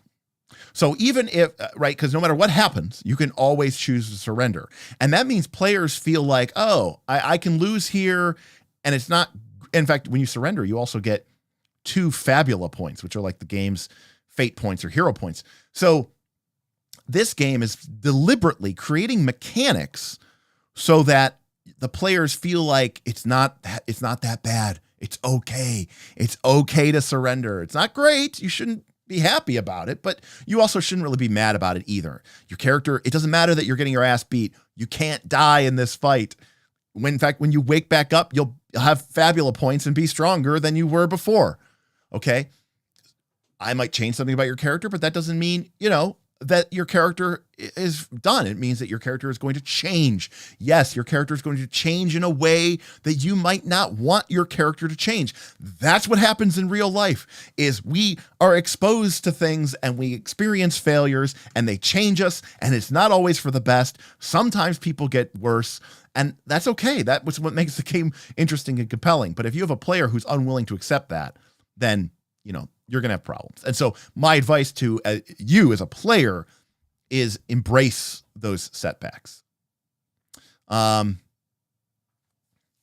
Beowulf says, mate, you try and capture the PCs and all of a sudden you're the worst piece of shit ever, I think is what you meant to say. And this is the worst game ever, and the PCs just run up the blades of their enemies. Right, exactly. And I also agree with Hardrick. Power fantasy only players also have a hard time with setbacks. Exactly. Because there is this concept, this idea of their character being invincible, untouchable, and they can't win. And, that's going to be a harder group, and it's going to be a harder player to sort of really get to embrace improvisation, because it's got to cut both ways. It's got to go both ways. All right. Second to last tip, number 10, is, and we kind of already touched, I told you we would touch on this, ask questions. And this is probably actually this and and spoiler alert, the 11th tip is just, have patience, it's a skill like anything. It develops over time. Be patient with yourself, be patient with others. And even though I'm talking about trying to come up with really great things and yes, and think fast and use the environment, and these are all the principles that you should aspire to. At the end of the day, it is a skill like anything else. And when you watch, I don't know, someone like me run a game, this is how I've been running games for, 20 plus years. So for me, it's very natural. When you watch a player like, Aaron, on the channel, he's been playing this way with me for 20 years.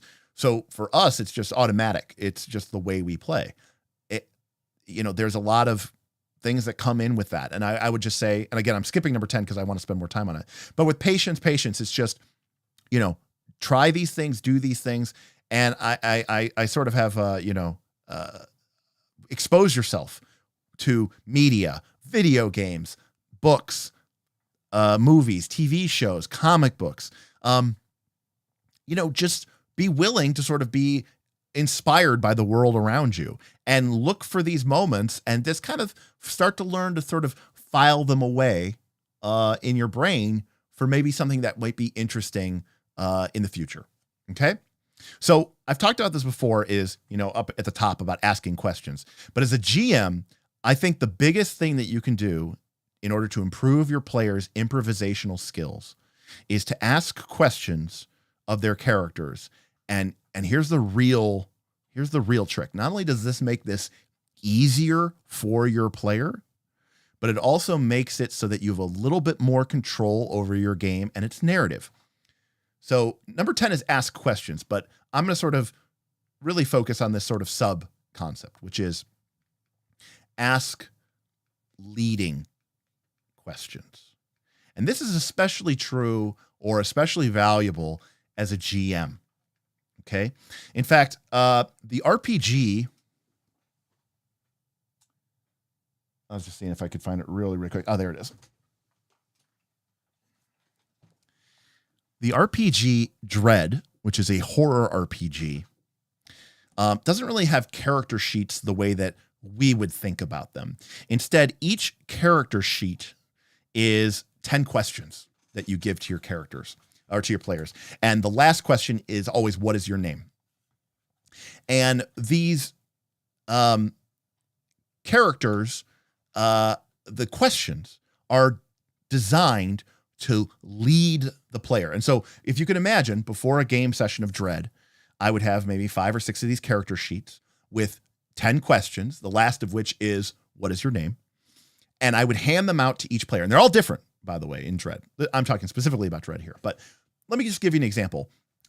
This is characters are all crew members on a small spacecraft. They have come apparently to an abandoned space hulk and have docked for reasons unknown to them, save for the captain. When they board, they find that the hulk is using minimal power and life support is at the lowest required levels. There is a low but pervasive radiation, and everything is covered by a strange dust. Okay, so we've got some weird, creepy sci-fi, you're in deep space and you found an abandoned ship, right? But there's no people, right? Creepy horror shit. All right. Listen to this is one example of a character. In fact, this is the questionnaire for the captain. As captain of your ship, what part of your management style upsets your superiors? See how that's a leading question, right? I'm presupposing that you have a management style which is upsetting to your superiors. I'm letting the player tell me what that is, but the structure of what it is has already been defined. Who was your ship named after? No, that's a normal question, right? When your last ship was destroyed, what did you risk your life to save? So again, I'm leading the question in here. I'm telling you that your last ship was destroyed. I'm telling you that you risked your life for something. I'm letting you, the player, pick what that is. Was it a person? Was it a thing? Was it, a secret database of imperial data? Or did you try to save someone that you loved? What class did you enjoy the most at the academy, and why were you terrible at it? Again, leading questions. Because of a terrible injury, you had to have a part of your body replaced with cybernetics. What was replaced, and what are the new capabilities of its replacement, but what have you lost? And then typically in Dread fashion, as you get further down the list, the questions get more and more intense. Even though your record was wiped clean, what haunts you from your past? You often find yourself envious of another member of the crew. Who is it and why? And then the last one is, your ship docked with a seemingly abandoned space hulk. Why are you there? So one of the things that you can do as a GM is ask leading, questions. And so, when a player is struggling with improvisation, it's often because you're asking them to just create something out of the blue. And that could be very intimidating. Instead, my advice is find an opportunity to give them structure in a question. Tell them, you know what, Frostjack, you're absolutely correct. Who is your ship named after is still a leading question. It implies it's not named after a thing or a person. It's named after someone important to you. That is, I didn't even think about that, but you were absolutely right, Frostjack. 100%. And the whole idea of Dread, by the way, is the GM uses these questions to really fuck with your character throughout the course of the horror Dread experience. But like for example, let's say you're playing Root or you're playing D&D or Pathfinder, and you go into a town and someone's like, what do we know about this town? And I go, oh, Frostjack, you have a family member who lives here. Which member of your family is it? Why haven't you spoken to them in 10 years? That is a lot. If Frostjack isn't a very, if Frostjack isn't a very quick on their feet thinker, they're still going to have a lot easier time to formulate an answer when you phrase it to them like that. When you ask them, hey, I'm already telling you, you have a family member here. I'm also telling you, you haven't spoken to them in 10 years. You've taken so much of the weight off of it. And a lot of times your players will surprise you, because once you give them that little bit of push, they might take it and run. but a lot of times it is very hard to just start from nothing. So as an example of it, now, if you have really awesome players who are really amazing to it, like if I was playing with, players like, Mr. Smith or, some members of my Patreon who are just, just amazing role-playing gamers, they might go into a town and someone says like, what do I know about this town? And they roll really well. I might go, hey, Ben, or Darth, what does he know about this town? Right? Just, I didn't give him anything. What does he know about this town? And I'm actually counting on them to reliably to sort of just make something up that is interesting and going to create some fun problems or might give them some great opportunities. I mean, the best things to come up with are things that are both like good and bad, right? That present a threat, but also present an opportunity. Those are obviously the best ideas because those are going to be the most fun. But for a lot of players, if I just told you, all right, you walked into a town and I go, yep, tell me something interesting about it. You're going to sit there stonewalled and go, I don't know. It could be anything. And somehow that makes it harder than if I tell you this town is renowned for making incredible weapons. Why? What is it that makes their weapons so good?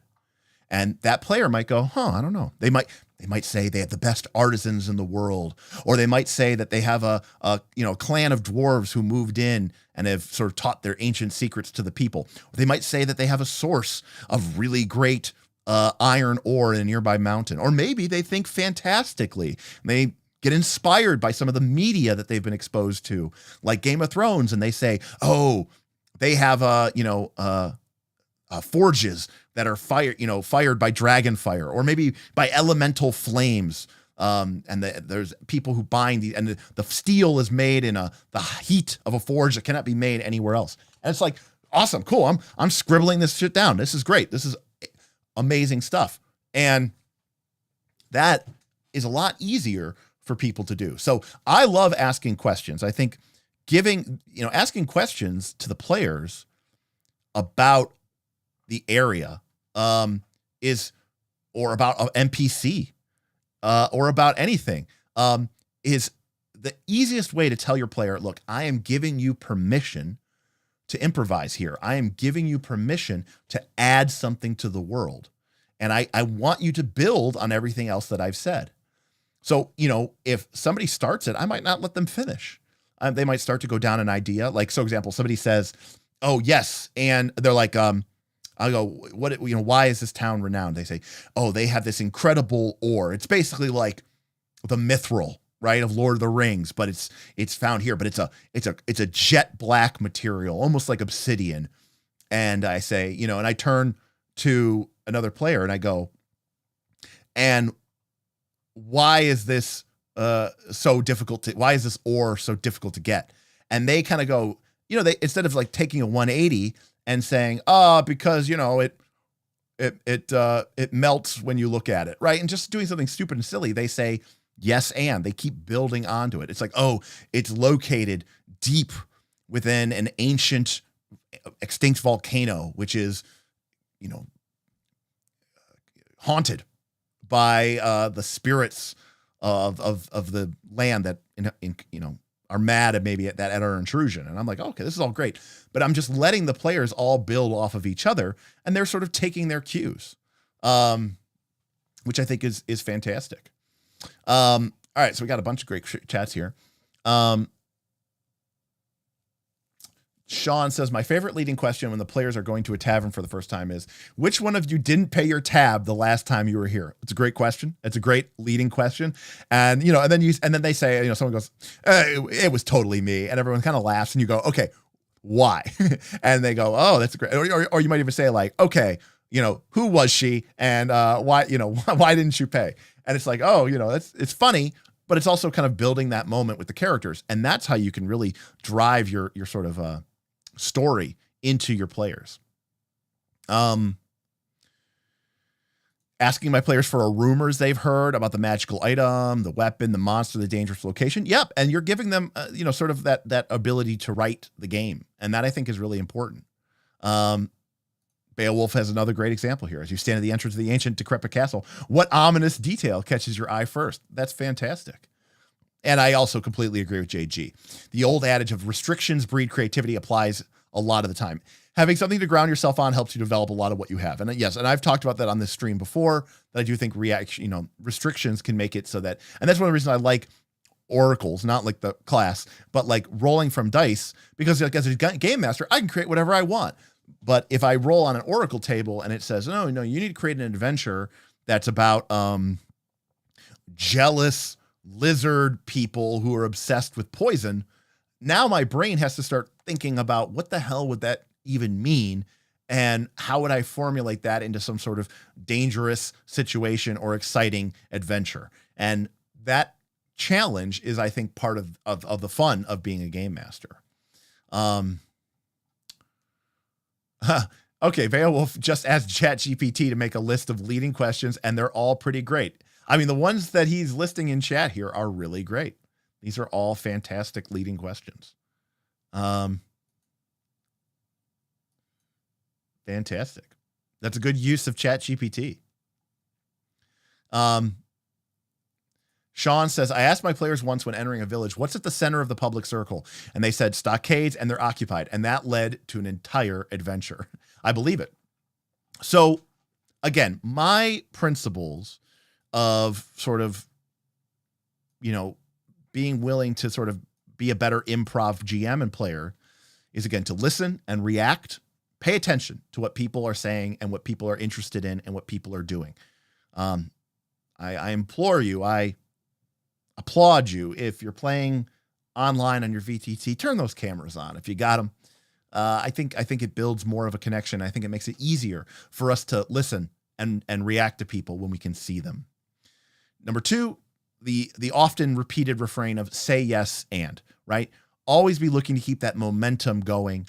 Don't be a stonewall. Don't be a stick in the mud. Don't get upset that somebody is taking your character in a different direction. Number three, know your character. You can have a background, but draw maps and leave blanks.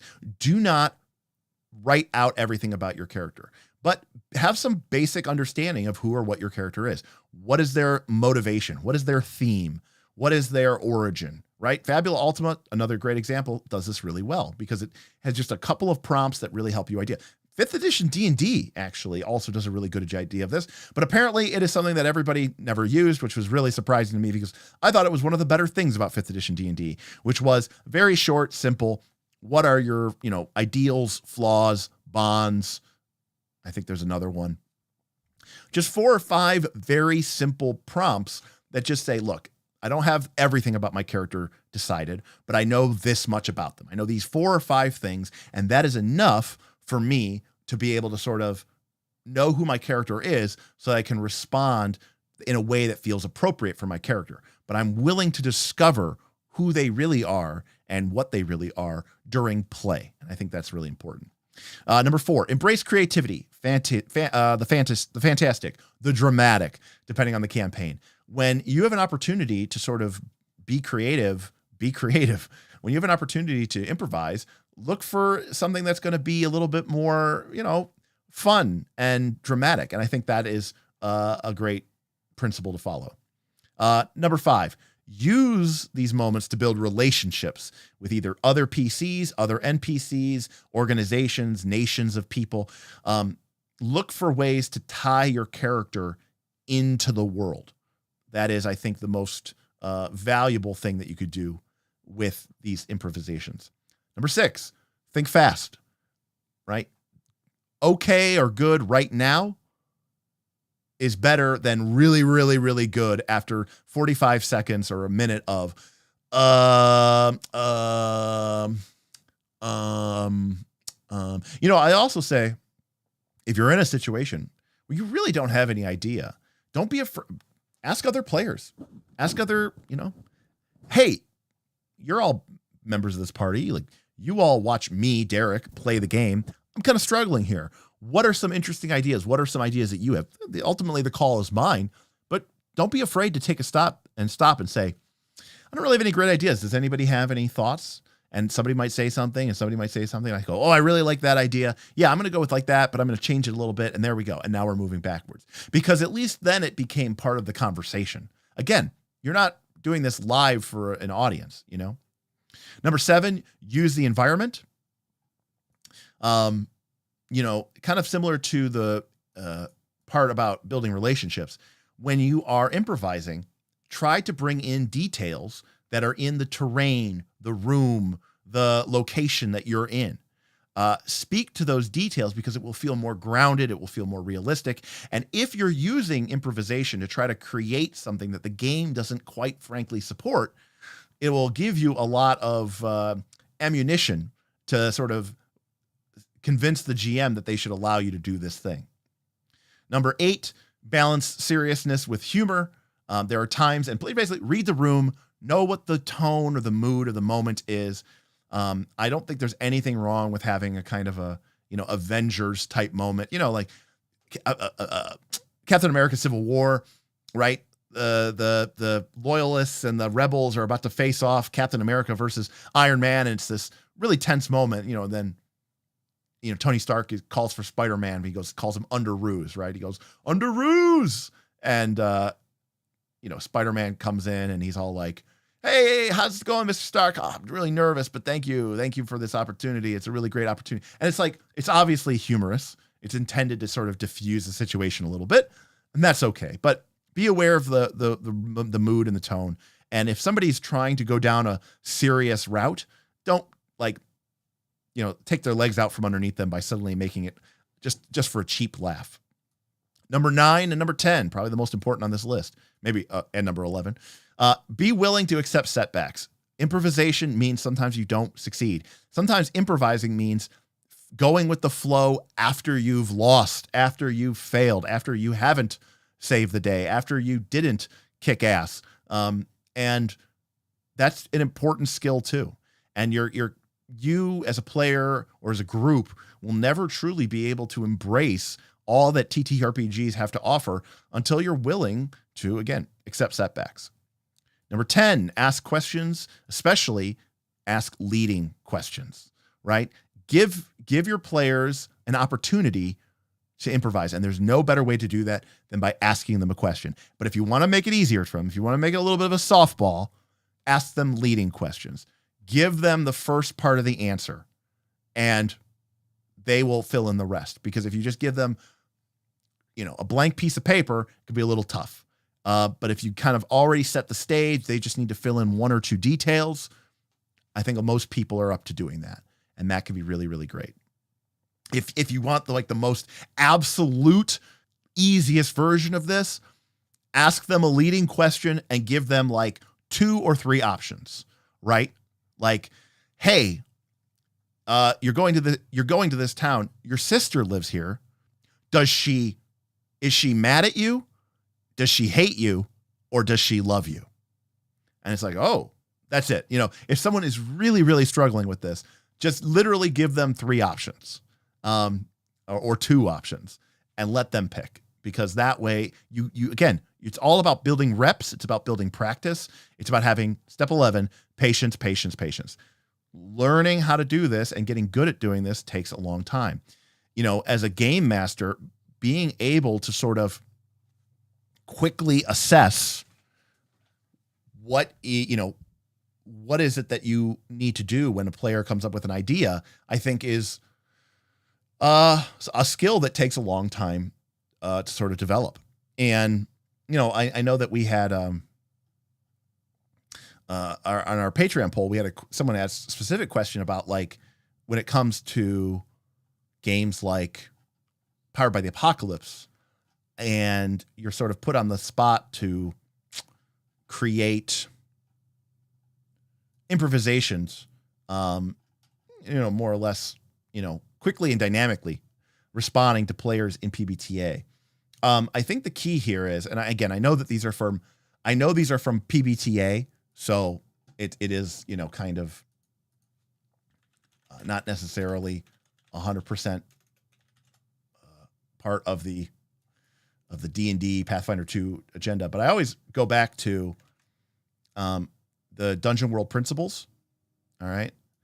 which is right when I at my point in my game. I mean, this list here is from Dungeon World, but if we look at the list from Apocalypse World, which was the original game, it's honestly not that different. Let's see here. I thought they were going to have an easy write-up. They do not. All right. I thought they did. All right. Well, in Dungeon World, this concept here is basically how I think of almost everything and I sort of internalize this completely. And I use this basically as my like template for how I do everything and RPGs. Hold on a sec. And again, whenever I have a situation to add something to the game, this is what I'm looking to do. And oftentimes what I am doing is one of these. Okay. So these on the left are the principles, and on the right, these are the moves. Now, of course, again, we've talked about Dungeon World here a bunch on this channel, but I cannot point. I have to point out here that this stuff is universal. This stuff does not apply to Dungeon World. This stuff doesn't even apply to Powered by the Apocalypse. This applies to pretty much every game that exists in an RPG. And whenever I'm in a situation, most of the time, when I need to come up with something, I am going to sort of think of my principles and utilize my moves. Name every person. Yeah. So I think a better way to say that is if the players interact with an NPC, give them a name.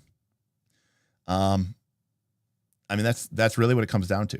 Like if it's literally a 5-second, I go to the market and I buy rations. Okay. You don't need to, but if they're having a conversation, if you're speaking in character with somebody, if it's the barkeep, if it's the tavern wench, if it's the mayor of the town, give her a name, give that mayor a name.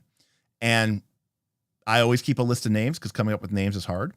It's a great improvisation technique because that's how people remember stuff. And that's how people kind of root your game in sort of, in reality. But a lot of times whenever I'm in a situation in a PbtA game or even in a Pathfinder game or something, when I am looking to do something, it is one of these 12 moves, while again, embracing my principles of like thinking dangerously, think off screen, ask questions, use the answer. But almost in every situation, everything I'm trying to do as a GM falls into one of these 12 moves. So if a player attacks with their sword and they miss in a PbtA game, I could reveal an unwelcome truth. Their sword, they missed because the opponent smashed their weapon with their massive shield or their huge great club, and they sent their sword spinning across the room. Cool. That is an unwelcome truth. I could also deal damage to them. I could say that the player missed and they overlunge and the person kicks them in the chest and sends them sailing across the room. I could use up their resources. I could describe how, the ogre reaches out and grabs them around the brace and starts shaking them back and forth, and they hear the crack as their potions and their backpacks shatter. I could show them a downside to their class or their race or their equipment. I could offer them an opportunity with or without a cost. I could choose at that moment to say, you miss, but as you miss, you realize that, you can duck underneath the ogre and sort of do a roll and come up behind him, but it's going to be really dangerous. because if you fail, the ogre is going to be able to just crush you with his foot. Do you want to go for that? And they say, yes, I do. Or no, I don't. So my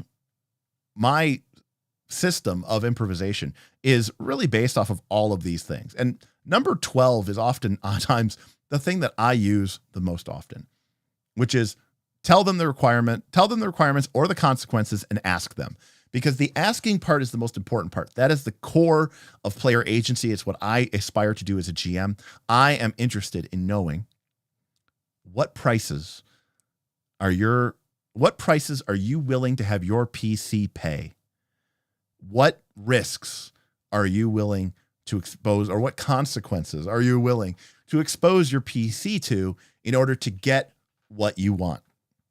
And I think that is the most interesting and compelling thing about role-playing games. And I think that that is why I GM, honestly.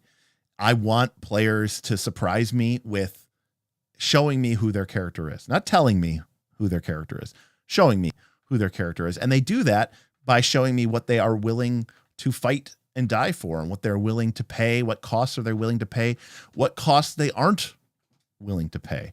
That tells me so much more about their character than any feat or something that they took. So, the answer to how do you quickly respond to Powered by the Apocalypse is you honestly just use these 12 things.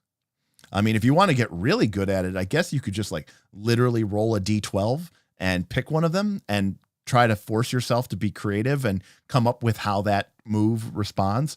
But, my experience has been that you have the freedom in the game to sort of, improvise with any of these opportunities.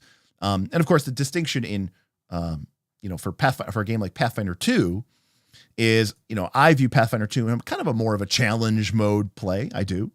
And so the last thing, I don't necessarily want to just, create quantum threats in a game like Pathfinder 2, because that's sort of diminishing the nature of the challenge.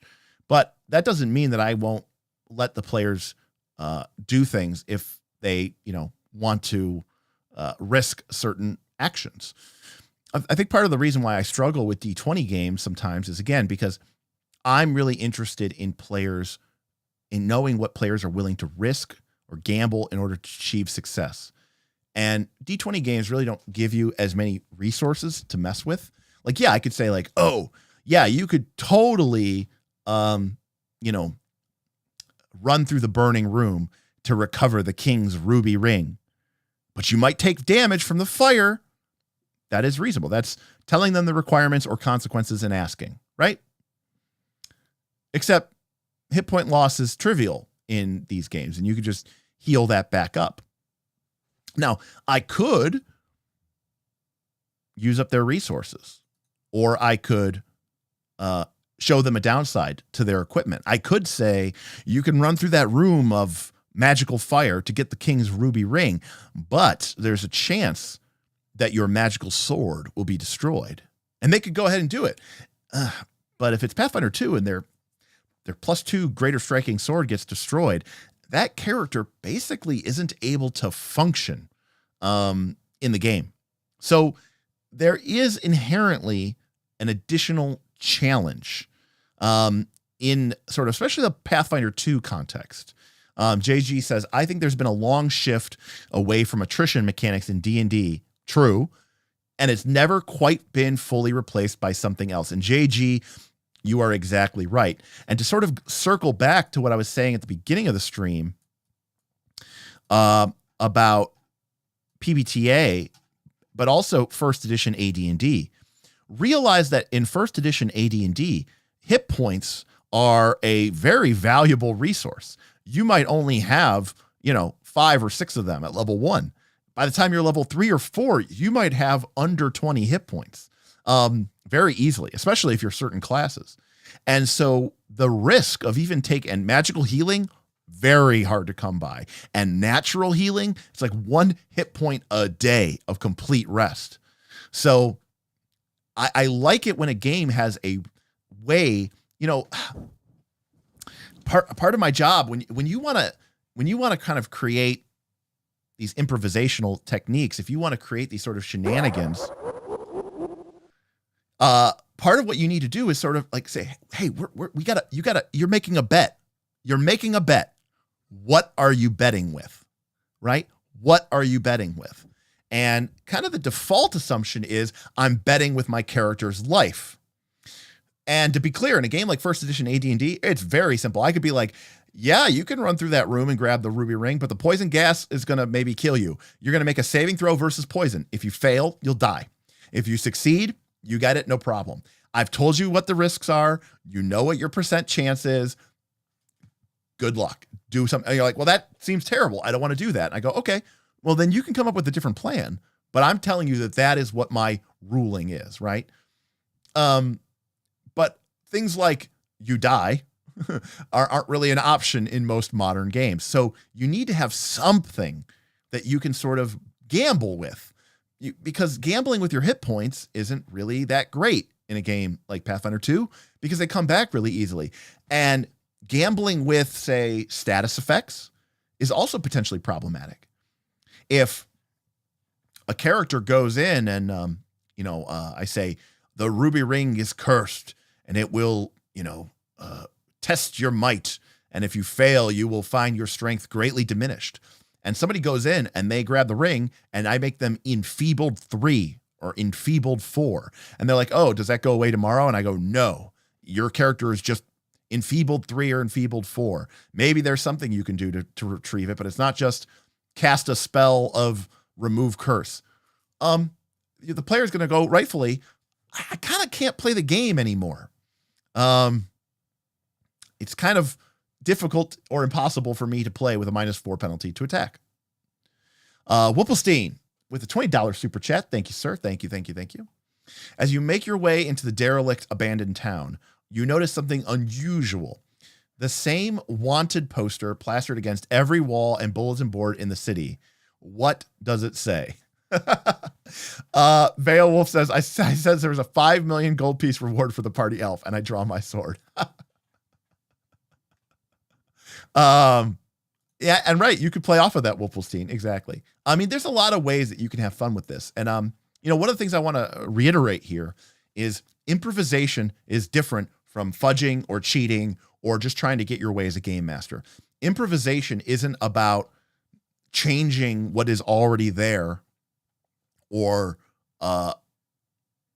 altering the story so that it works out better for the way you intended it to be done.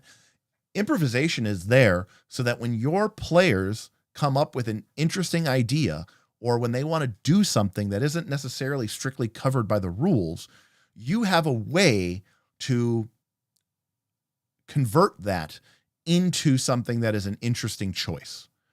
And that's why, going all the way back to the beginning, I really do agree with the idea that, rather than just saying yes, there's an old saying, I should say yes or roll the dice. So when the players ask for something and it seems reasonable, you just say yes. But if the players want something and they're going to get a lot, then you should be rolling the dice. But here's the problem I have.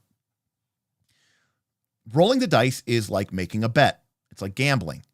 But if there's nothing to lose, but everything to gain, then that's not really a bet. It's not really a gamble. I need something in the game for my players to be able to risk. And if they can't risk anything, then there's nothing to lose. And if there's nothing to lose, then it's not interesting. Frostjack says, this is why I love 4E so much. It is a really nice resource subgame that you can push on. Absolutely. 4th edition has daily resources in the form of healing surges, which are not recoverable. And it has, even to a certain extent, resources like daily magical item uses or daily powers. Vin says, IP, speaking from Fabula Ultima, which has this inventory pit system, does a pretty good job of reintroducing attrition. And I completely agree. I could easily see a situation where somebody fails a check. I should also add, Vin, that you also have those really convenient statuses in Fabula Ultima, which are very hardly the same way that, that fuck you, the same way that like being enfeebled 2 or 3 would be in Pathfinder 2nd edition. If a character tries to, you know, make their way through the forest of dark regret and they all fail, and I give them all the shaken condition, then, that's not the end of the world. In fact, for some characters, it might not even matter that much.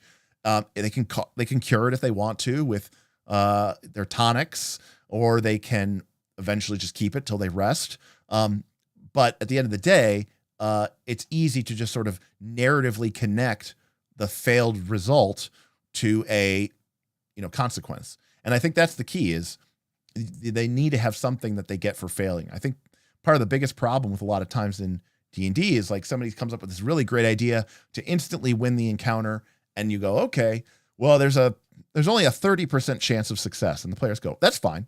Because if we fail, nothing bad happens to us. Like at worst, we have to just fight the fight that we were gonna fight anyways. So we didn't really lose anything. And that is why I can get kind of frustrated with D20 games when I am trying to be a, where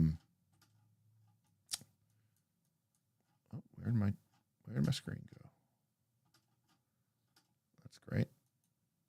All right. When I am, nope, that's not it.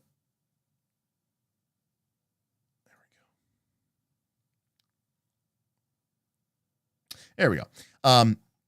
That is why when I am playing a game and I am trying to be more of a facilitator, I tend to lean towards games like Fate or Blades in the Dark or Powered by the Apocalypse or Fabula Ultima. And I will be the first to admit that in the last X years, I have been a bigger fan of being a facilitator.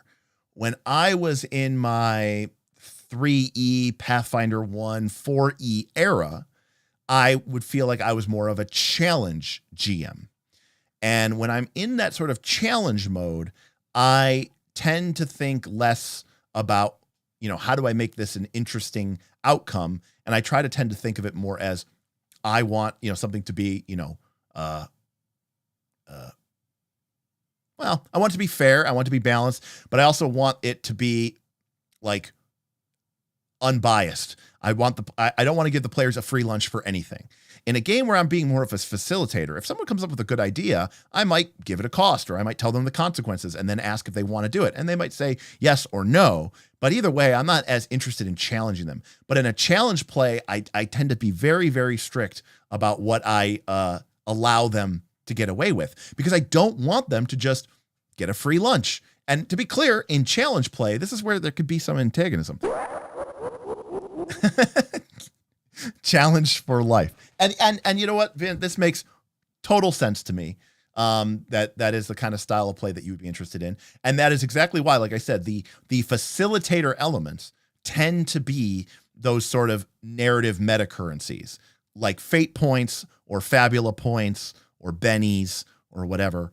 And I know that those are things that you hate. And the reason why you hate them is because it feels like the players are getting a free lunch in the form of this meta currency. And you want them to have to earn it. But again, I should also point out that the reason why there can be antagonism is because when you're in a challenge mode or when you're in a challenge play mindset, players want free lunches. They want to try to get as much as they can get with as little to no risk as possible, because that is how you ensure victory. That's how you beat the game. And so there that can lead to some tension. So you do have to make sure that you understand what kind of game you're playing and what kind of game your players think you're playing. So I would, I think that's important. Or Genesis. Man, Genesis gets no love. Here's the deal, Beowulf. Genesis doesn't get any love from its own producers. As far as I know, Genesis dice are out of print, and you can basically not get them anywhere. So it is very difficult for me to give Genesis love when you can't even go and buy the game, essentially. Or you can't, and you need those dice. That being said, you know me, I love Legend of the Five Rings. And Legend of the Five Rings uses kind of a Genesis light system, and I'm a big fan of it. And I thought Warhammer 3rd edition was pretty cool. I will say that it can be a little overly fiddly for my taste. Legend of the Five Rings, in my personal opinion, is a perfect balance. There's only 2 types of dice, a ring dice, a skill dice. That's it. There's only 4 symbols: success, opportunity, strife, explosive success. And so that makes it a little bit more easy for me to swallow. So not that I have a problem with Genesis, but it's hard to support it. Welcome, Booth B. Booth B tipped $5. Just got here. Don't even know what has been discussed, but this topic is my biggest weakness as a GM, especially topical as I mentally prepare to run some Root and Blades action next month. Yeah. Well, Booth B, I mean, I think you'll find this to be very valuable. Not only do we cover my principles of improv, but then we specifically kind of talked about how to use the principles and moves of Powered by the Apocalypse games to really think about how do you sort of create or implement those improv principles and what should you be looking for. Let's see here. Yep. Vin said, yep, being able to introduce random plot elements, etc., to overcome challenges just doesn't do it for me. Right. And to be clear, that is very much a facilitator mindset. And I would completely agree with you that if I was playing in a challenge mode game, right? Remember the example I gave you where I say, okay, the campaign starts today. In a year and a day, the great overlord arises from, the great dark god awakens and destroys everything. If you can, recover the 4 orbs of power and challenge him before then you will save the day. If you're late by 1 day, you'll lose the campaign. In that kind of world, I am not in the mindset where I'm going to be like, oh, this is a great moment for me to really kind of let the characters show me what they're made of. I'm going to create a little bit more adversity and a little bit more of a challenge for them here because it just feels like that'll be thematically and dramatic right. No, that attitude, out the window. Go away. And in fact, I should point, I like challenge mode style play of game. I just really haven't been in that mindset, I'd say, in the last 5 years or so. I'm trying to think of like the last time I was really in that mindset. It's been a long time. 5-6 years at least. Because lately I've been more interested in creating stories than I have been in, trying to beat the game. Actually, it's funny that you mentioned that. I think where it really started to change for me was when and this was a while ago, so this was like 10 years ago, when I really got back into competitive Magic the Gathering, when I really got back into traveling, flying, going to tournaments, grinding, trying to get pro points. When I was doing that competition was like dominated my life. And I think what ended up happening is I was like, the last thing I want out of my RPG experience is more challenge and more competition.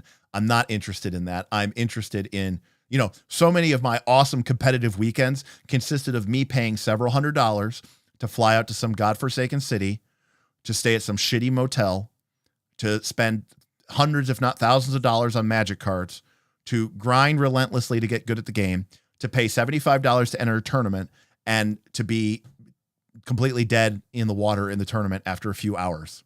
And now I've got the rest of the weekend to sit there and look at myself and say, what am I doing with my life? That's the real story of competition, right? Everybody looks at competition and they think, oh, that's going to be me holding the trophy at the end of the day. No, that's not what happens, right?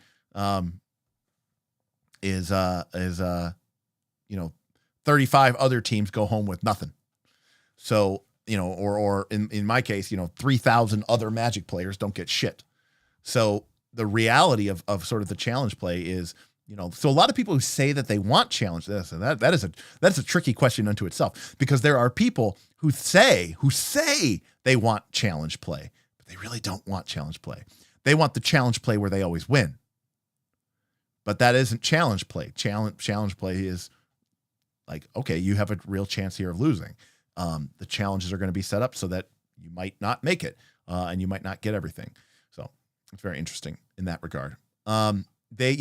They want the illusion of challenge play.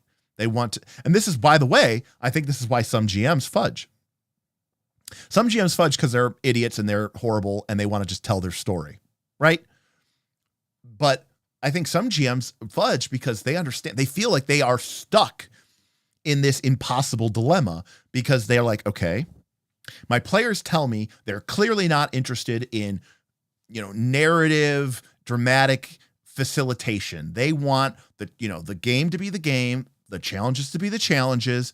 They don't want me to be pulling any strings, but they also don't want me to be making it easier or making it tougher. Like they want the challenge to be what the challenge is, and they're going to attack it with game mechanics and creative solutions, and then, let the dice fall where they may. And I go, okay, I hear that.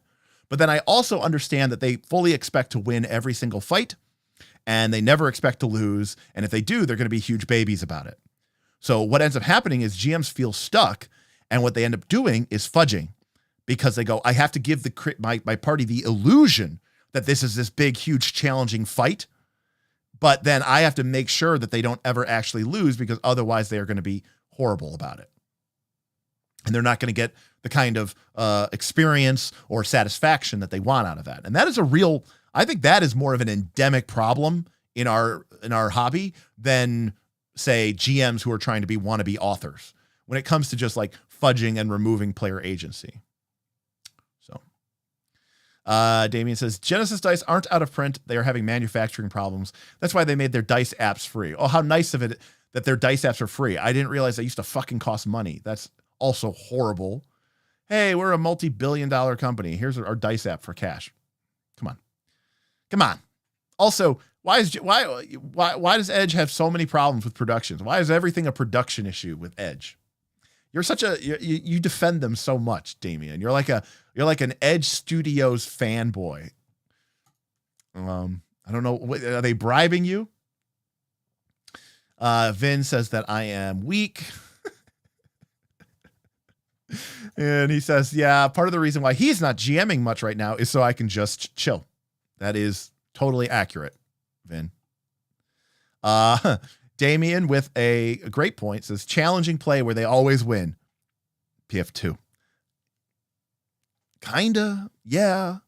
I mean, yeah, like you can start throwing extreme encounters at your party in Pathfinder 2, and you will get to the point where a combination of bad luck and or suboptimal play or suboptimal builds will result in party deaths or TPKs.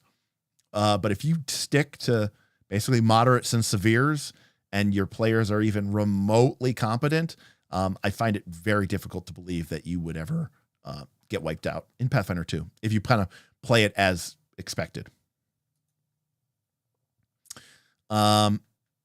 I saw fudge by having monsters make suboptimal choices in combat. Boo! I do not approve, Beowulf.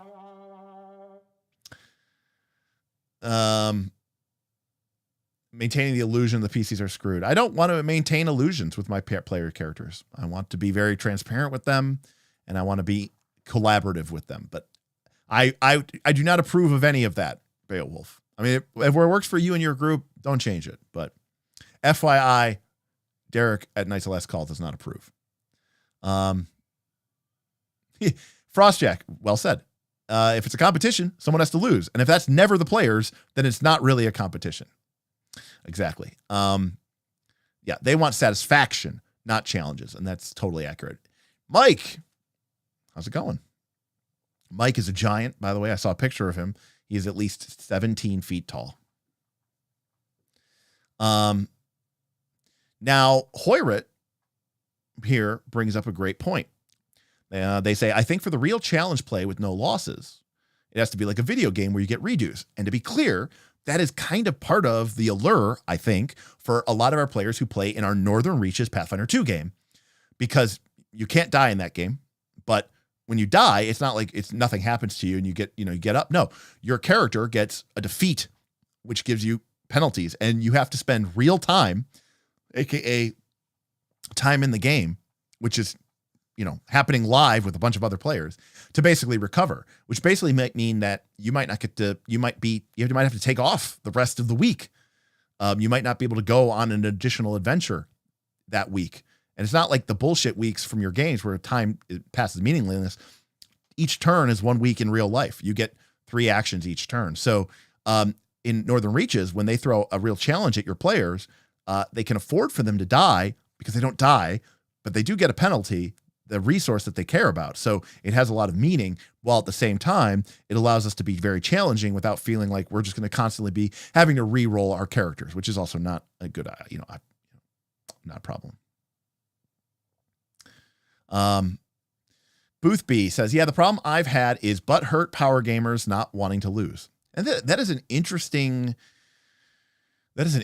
phenomenon. I don't know where or why that attitude, I mean, probably video games, probably forestalled it. I'm guessing is kind of what it is, because it's not just a generational thing. I just think that like video games themselves, I think have just gotten a lot, I don't want to say easier, but wouldn't you agree? Like when I remember like NES games and Super Nintendo, like I didn't feel like those games were made to be beaten. Like sometimes I think like they just made the game and they say, if somebody could beat it, oh, that's cool. I don't know how anybody could beat it, but if they do, cool. If they don't, whatever, it's not my problem. And I feel like that was like the kind of philosophy of the game design. And now it's much more about like, you have artists, directors, and they're like, oh, I want to explore the vision of the director, and he needs to see all of the elements of my game. And so it's more of like a immersive experience. I don't know.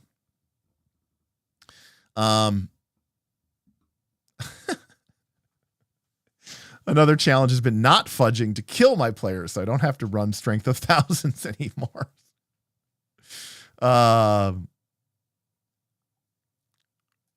I think the issue is usually a lack of bearable to the player's consequences, meaning losing. You know what, JG, you're absolutely right. I think most of the time when we think of playing these games, when we think of D20 games, what can you lose? Your character's life, and then you're dead. That's horrible. And anything else is kind of just a little bit of a tiny road bump. Equipment, magical items. I think you could permanently kill. I mean, I think a show of hands in the chat. Most players, I think, would rather die than have their magical items get destroyed or fucked with.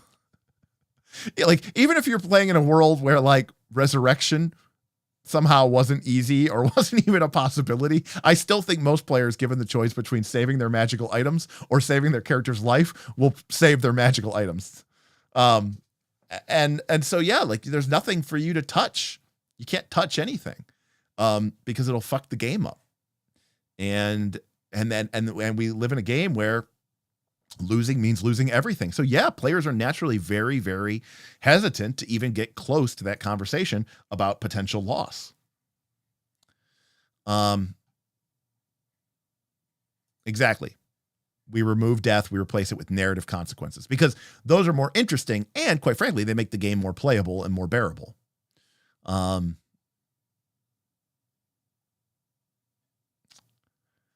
is true, Mike. If they have a gold coin, they do fix all your problems. But yeah, if you're spending your gold tickets because you suck at Northern Reaches and you keep getting killed and you need potions of elixir, then you're probably not going to get all the sweet swag. You're not going to get cool t-shirts. You're not going to get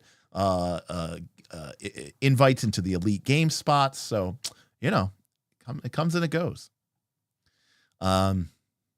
Yeah, I know. Pathfinder 1 paved the way for Pathfinder 2 with people making absurd, broken, like because of stupid people on the forums and stupid people on the internet. I think Paizo developers thought that like every single group in the entire world had a pun, and the game was fundamentally broken. And that just, I don't think that was true at all. Sure. D Priest. I agree with that. Yep. Any failure just becomes devastating. For sure. Kill me for stealing my stuff. Sean's raising his hand. I once cut off an arm in a player Star Wars game and they rage quit. Absolutely. Playing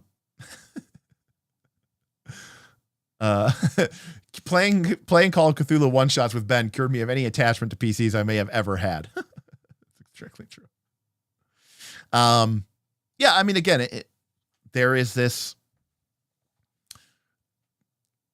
for some players, like I said, it is not about an interesting story. It is about beating the game. And more just than that, it's about beating the game on their terms and in their fantasy of what victory looks like and what their character looks like at that victory. And I don't know where that attitude came from, but it is definitely a problem. It's definitely a problem for improvisation because, again, you're going to run into people who are basically going to be like, no, that's not what I want to have happen. So yeah. Hey, if you didn't watch Tuesday's Knights of Last Call episode of Root, and I know you didn't because nobody watched it, just an FYI, we are going to be, let me see if I have it here. I think it's at work. I think it's a thing. We, Knights of Last Call, are going to be putting it on a convention, NightCon, tentatively scheduled for next year at the end of August. We're still, potentially going to change the date depending on how people fill out our survey. But we're really, really, really excited about it because, we've built this incredible, awesome, amazing community, and so many people play with each other every single week, sometimes multiple times a week, remotely. And I think it would just be an amazing opportunity to put names to faces, to meet people in real life, and quite frankly, for me, to have a gaming convention that is about just gaming, not spending $500-$600 on new games and new books, not going to a bunch of seminars, which, while interesting, are ultimately really all that I really came for. I want to get to a game convention where we can really talk about games, play games, just be immersed in them, and just do it with a group of people whom I'm already, just so in love with, this incredible community based around our Patreon. So yeah, I'm really looking forward to that. And I'm eager to get those surveys out and have people fill them out and see where we're at. I'm hoping that we can get at least 20, maybe 30 people. And I think it'd be a lot of fun. Great role-playing Debbie in the house with $5 Australian Super Chat says, I find it interesting. My 5e players turned Pathfinder 2nd Edition. Oh, my 5e players that turned to PF2E have been struggling with my running is a valid option, roll dice in front of you gameplay. Interesting. So this reminds me, great role-playing Debbie, of a funny Twitter thread, or maybe it was like something. It was a Twitter thread or a Reddit thread that I saw the other day about BG3, where it was a bunch of people who went into Baldur's Gate 3, and then because they thought, I'm a hardcore 5th edition player, so they went in. I don't know much about BG3. I know there's some option that supposed to balance out the dice rolls or something like that. So they're like, no, I went in there and I clicked, dice fall as they may, and I am, playing legit 5e because I'm a legit 5e player. Trust me, bro, I've been playing for 7 years. And then they are playing Baldur's Gate 3, and they're going like, something's wrong. I don't understand why I'm dying all the time or why I'm struggling. And it's because they've never, it's like the line from The Matrix, when Morpheus awakens Neo and he goes, why do my eyes hurt? He goes, because you've never used them before. Why do my dice, why do your dice sound so funny, DM? Because I've never used them before. It's the same kind of idea here, I think a lot of people, when they may have maybe been playing with 5e, have sort of been trained to just expect everything to go their way. And, maybe even subconsciously they're happier with that. And so when you roll the dice in front of them, they understand that there's no safety net. There's no way that you're going to be able to fudge to save their characters. And if you roll 2 20s in a row to crit one on the first attack, and then you follow up with a map attack and you crit them on that, and your character's down, they're dying too. And that's tough shit. I don't know what you want me to tell you. They might fear that kind of reality. Yeah, exactly. They want to be coddled without knowing that they are being coddled. There's a strong, I'll use The Matrix again. It's a great movie. One of the main characters in the movie is sort of the villain, pseudo villain, Cypher, who he wants to, he was in the Matrix like everybody else, and they freed him, and now he's in the real world, and it's tough, and it's a struggle, and every day is, horrible, and you're trying to barely eke out a survival. And he betrays the crew that he's with because, and all he wants is to be put back into the Matrix. And he doesn't want to remember anything of this shitty, horrible life. And he just wants to be somebody important. He would prefer the lie, the illusion. And I think, the Wachowski siblings were trying to say something there. And I think that is relevant to some of these conversations that we're having here today. I'm not sure if it's a pro or a con that NightCon would be on my birthday. Like, you mean in terms of you being able to attend? I would hope that it being your birthday means you can do whatever you want, but we'll see.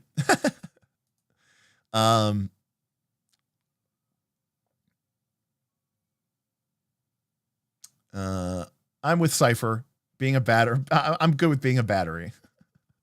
Like, I just want to eat beef was like his whole motivation. That's true. He did. And he was happy. Well, no, what does he say? You know what I've come to realize? I think he says, I know that this steak isn't real. I know that it's just the Matrix telling my body or my brain that it is juicy and delicious. But you know what I've come to learn? Ignorance is bliss. And he proceeds to eat it. And that is true for a lot of players. Ignorance is bliss. Let's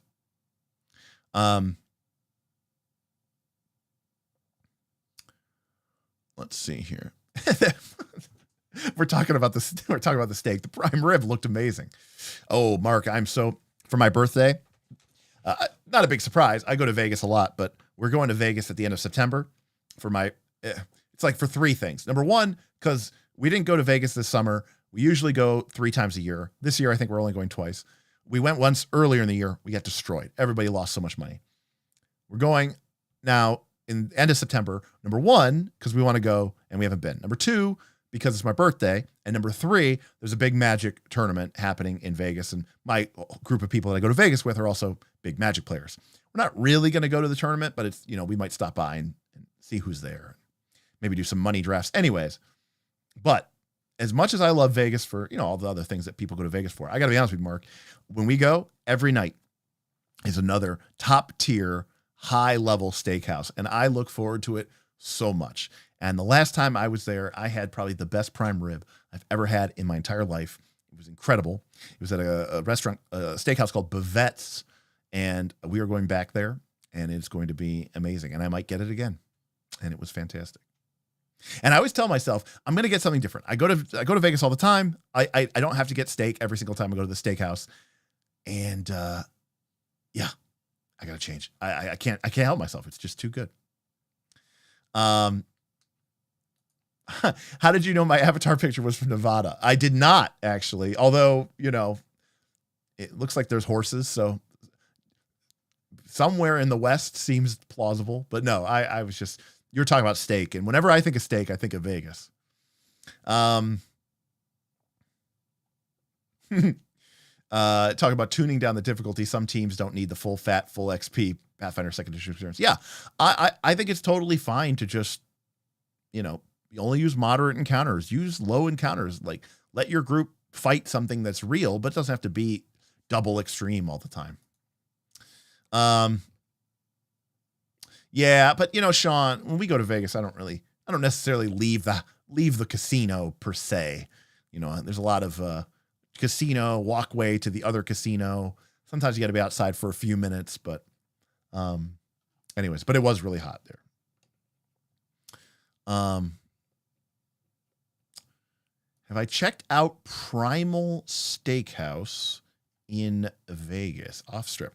Well, off strip, we've gone off strip a couple of times. But I've never specifically been to that one. Let me take a look here. Like, how off strip are we talking? Oh, it's not bad. It's just like a couple blocks behind the Venetian. Interesting. All right. I might put that on the. I mean, we have reservations for all nights that we're there already, but maybe next time. I'm not opposed to it. We went to some place off strip like a couple times ago, and it was really, really great. And it was like this awesome place that also had like an amazing liquor collection or bourbon collection or something, or it was like they're known for their cocktails. And then it like caught on fire like a few days after we left, and I felt really bad because I was like, oh, that place was awesome. I would love to have gone there again, but then apparently it burned down. I think it was. Oh, here it is. I think I found it. I think it was called Herbs and Rye. Yeah, it's called Herbs and Rye in Vegas on Sahara Avenue, and it burned down right after I got it. Anyways, so hopefully these conversations have been helpful to you. If you're interested in checking out more stuff, maybe take a look and consider joining the Patreon, join the Discord, talk to some people about building up our skill sets, because I know a lot of people are really interested in playing Powered by the Apocalypse and playing these kind of more esoteric games. And I think that to do that, you really need to be better at facilitating improvisation, and both as players and as a GM. And I think those games can really, really help you do that. But there are some tactics that you need to do there. Great role-playing Debbie coming in with a big super chat. Thank you so much. Unrelated fact. TTRPGs have some rather interesting medical benefits. Great for people with schizophrenia. Counterintuitively, it helps them keep track of reality. Autism, anxiety, been increasingly done studies on it. I believe it. I mean, I think RPGs could be very helpful even for people who aren't necessarily experiencing some sort of spectrum disorder or anything like that, because I think it allows us a way to sort of explore ideas and things about ourselves that we might not otherwise be able to do. I mean, I certainly respect lines, veils, X cards, the whole gamut. But I also think that, we as people need to challenge ourselves, and we need to expose ourselves to sometimes difficult situations. Doing that in real life with real people, with real emotion, with real consequences, that is something that is very dangerous, and I oftentimes do not recommend. But role-playing games give us a freedom to sort of explore some of these ideas or potentially troubling or problematic concepts, and do so in what I feel is a safe environment where the only people getting hurt are imaginary people, where the only people whose lives are being destroyed are imaginary people. And I certainly respect and I'm aware of the fact that a lot of things can be triggering to people, but I also think that doing it in that way, constructively and creatively, can be a great way for people to work through those issues. So yeah, no, that makes total sense to me. I think that's great. Yeah, exactly. The mind is a muscle like anything else. You need to flex it.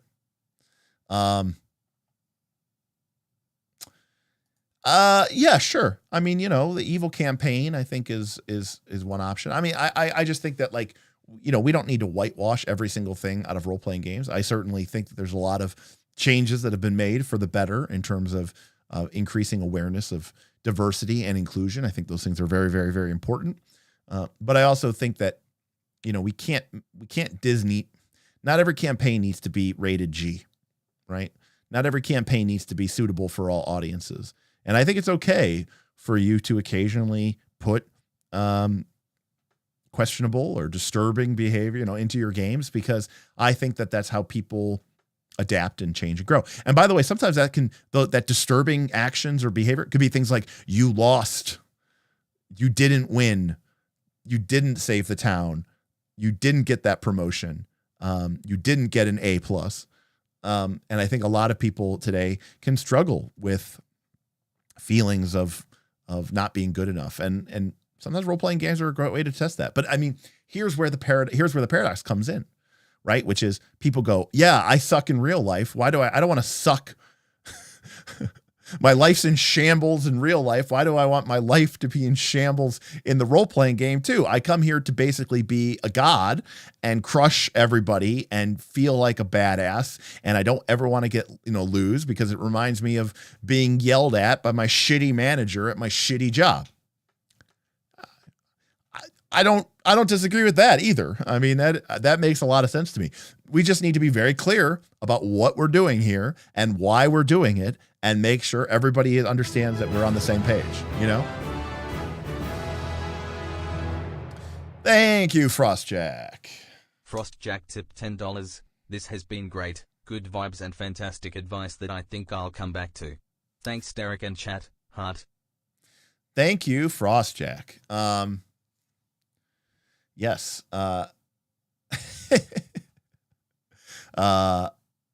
Thank you for that. And I appreciate that you enjoy it. I hopefully there's some valuable there. And again, a lot of times these streams are just the beginning of conversations that then take place over the next couple of days in our Discord. Our Patreon, our Patreon exclusive Discord really is sort of different, probably than most Discords that you've been a part of. I can probably see that. There's very smart people there who are not trolls, and that alone already makes it different than like 99% of Discords out there. But you know, the level and caliber of conversation is really quite good there.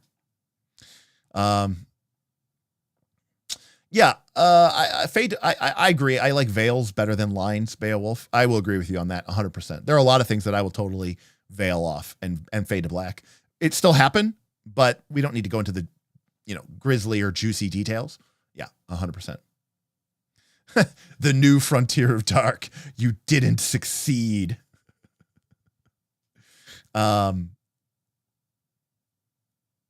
Yeah, I mean, you know, very famously, my group of players, you know, not Bob, but Tim, Kaz, Smith, you know, we were playing a scum and villainy game, which is Blades in the Dark, but instead of in a dark, haunted, post-apocalyptic, steampunk death city, it's, you know, it's just you're flying around in space like you're a member of the crew of the Firefly, or the Serenity, crew of the Serenity in Firefly.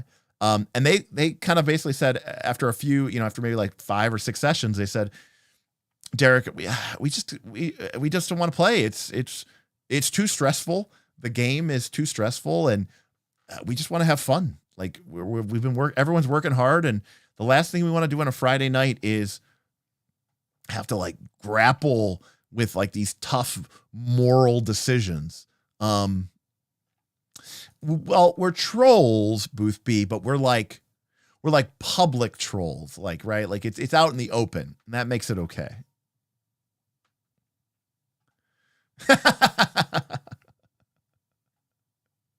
Oh, that is totally accurate. Tim's character dying greater than the broken landing gear. Yeah, the broken landing gear would have been sufficient. Or Tim's character could die. That's totally fine. That would have been totally acceptable. That wouldn't have been stress inducing at all. That would have been completely and totally like, oh yeah, that makes total sense. And I think we can all get behind that. Tim, I think you would agree that this is a more acceptable outcome than the landing gear being damaged. You know what? I know that I don't even know how many people we have here in chat. Oh, we got 38 people. But hey, look at that. We hit both of our targets tonight. So we're going to do another Pathfinder 2 class history stream. We got 40 people in chat. So what I am going to do is I am going to put up a poll for which PF2 class we should do next. People in chat, throw out some of your suggestions. We've already done, what have we done? We've done Druid. We've done Fighter. We've done, we haven't done Barbarian yet. I don't think we've done Barbarian. What have we done? We have done Monk. We did Monk, Rogue, Fighter, Druid. I think those are the 4 that we've done so far. So we got, let's see, we could do Barbarian. We, of course, could do Wizard. I didn't do the Barbarian with Bob. Did I? Ooh, Ranger could be really depressing. Yeah, that's a great one. I'm being told I did Barbarian with Bob's. I don't think I did. I'm confused. You watched it. All right, hold on a second. I don't know. Trust but verify. Trust but verify. Let's see here. Oh, kineticist. Not much of a history there. All right, we did monks. We did fighters. We did. I thought I had a playlist for this. I guess I don't. We did bards. Oh, we did do barbarians. Okay. So we've done rogues, druids, barbarians, bards, fighters. All right. We did not do champion. All right. I think that's going to be our final one here. All right. Poll is going up. Which Pathfinder 2 class should we do our next history lesson on? All right. You guys made the super chat goal a reality. And so we're going to do this. Hey. Great role playing. Debbie coming in huge. I wish to do in America and buy democracy. I like kineticists. I can't. A history class on kineticists, though. Great role playing, Debbie. There is no history on them. They were from Pathfinder 1. We haven't done anything else.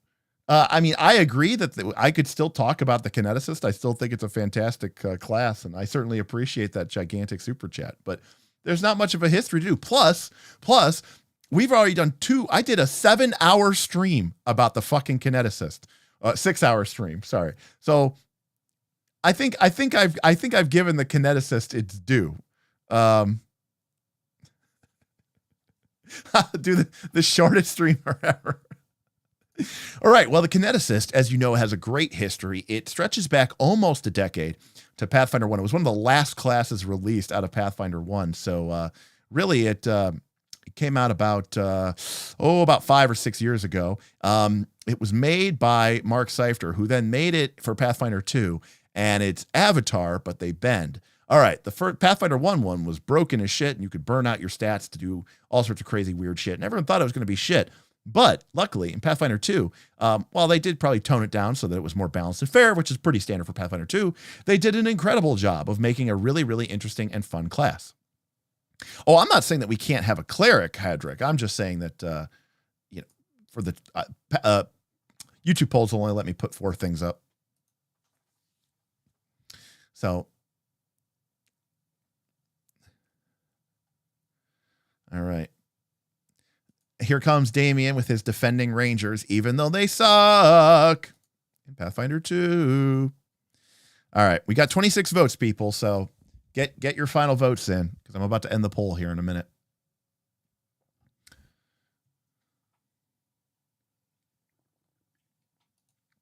Vin says, Paladin Champion is a great pick, though sadly not as depressing as Ranger could be. Damien just likes to like things. He's like the anti-Derek. No. I love animal companions becoming useless. Why would we give them properly scaling attack bonuses? Let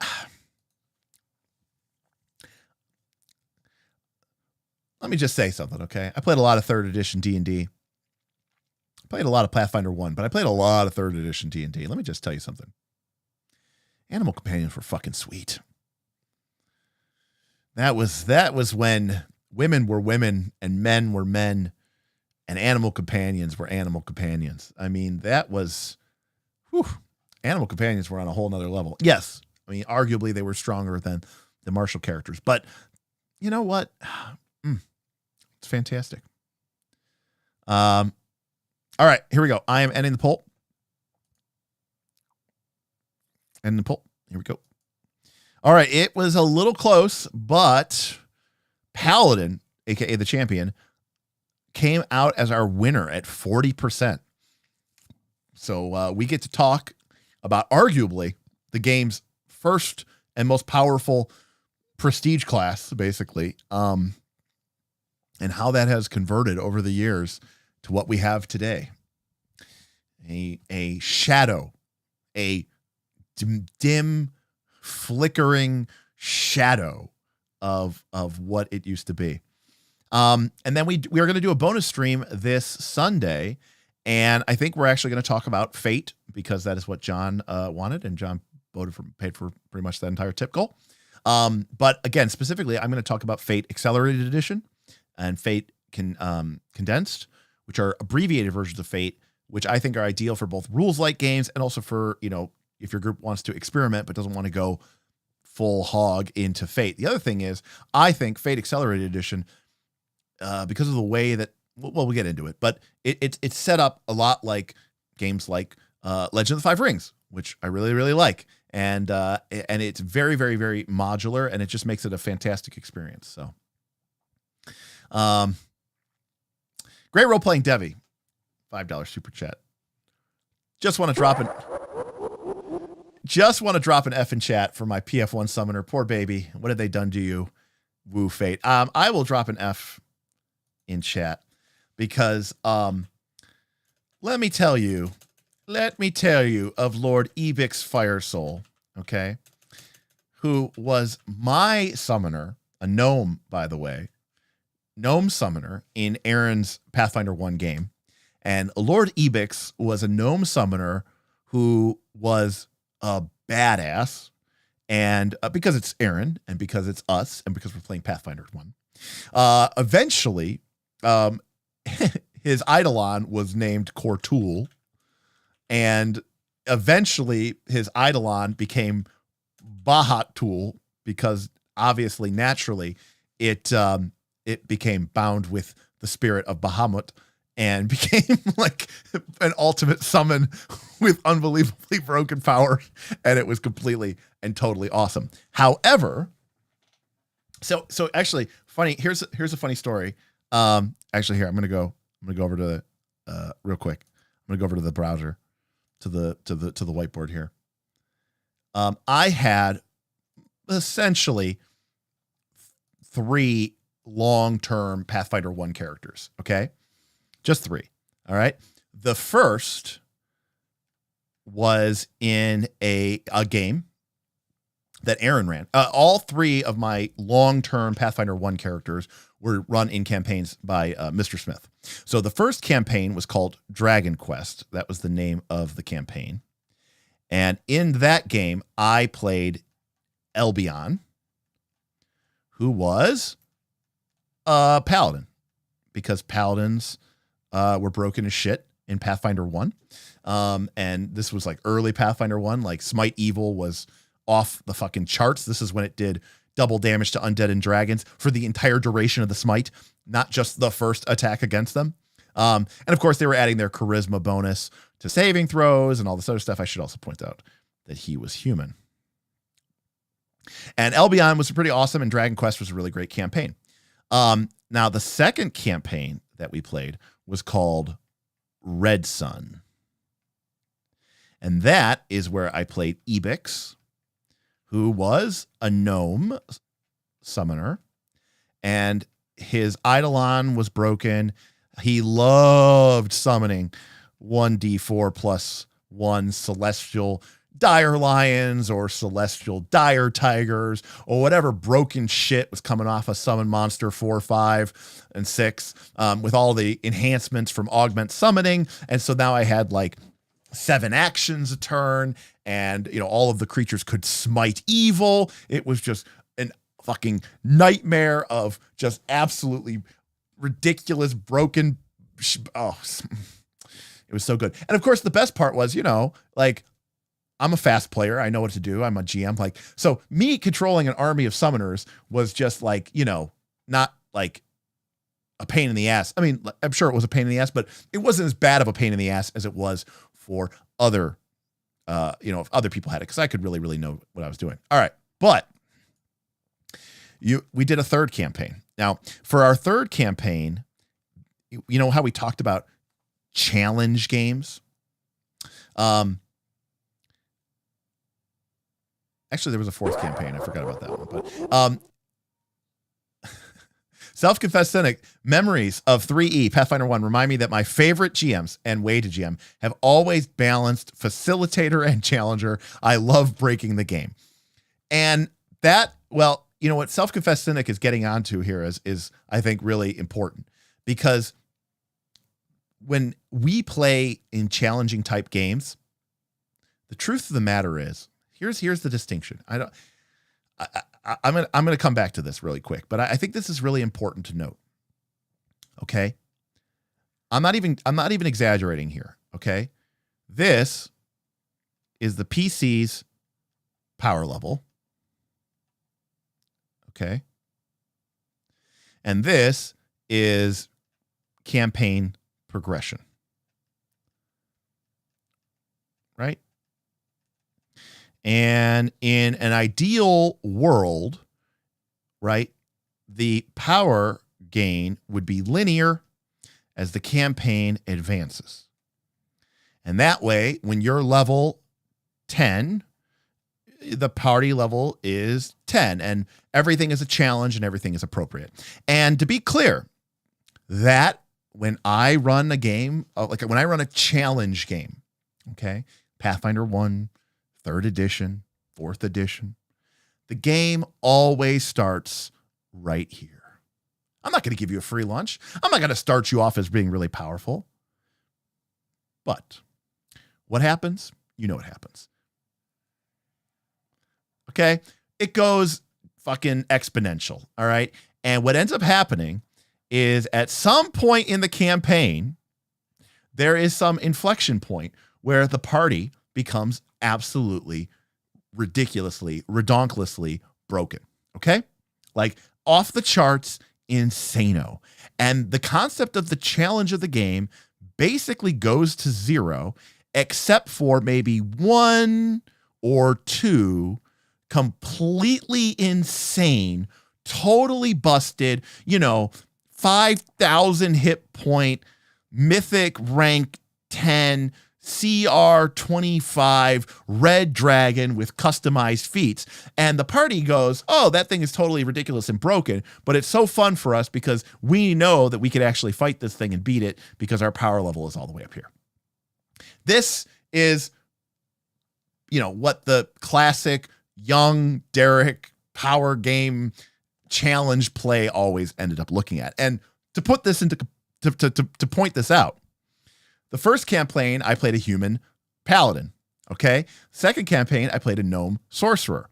So the third campaign that Aaron did was called, oh God.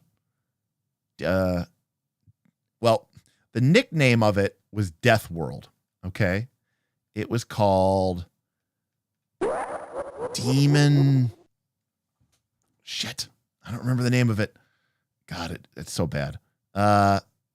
Death World. That's what we called it. Demon Soul or something. All right. And in this campaign, Aaron said, look, I am throwing down the gauntlet as a GM. I am creating a completely unfair, procedurally generated world based off of tables that I've constructed, and I will have no mercy and I will have no, fucks to give. Okay. But because of that, everybody can build a custom race out of the complete race book. Okay.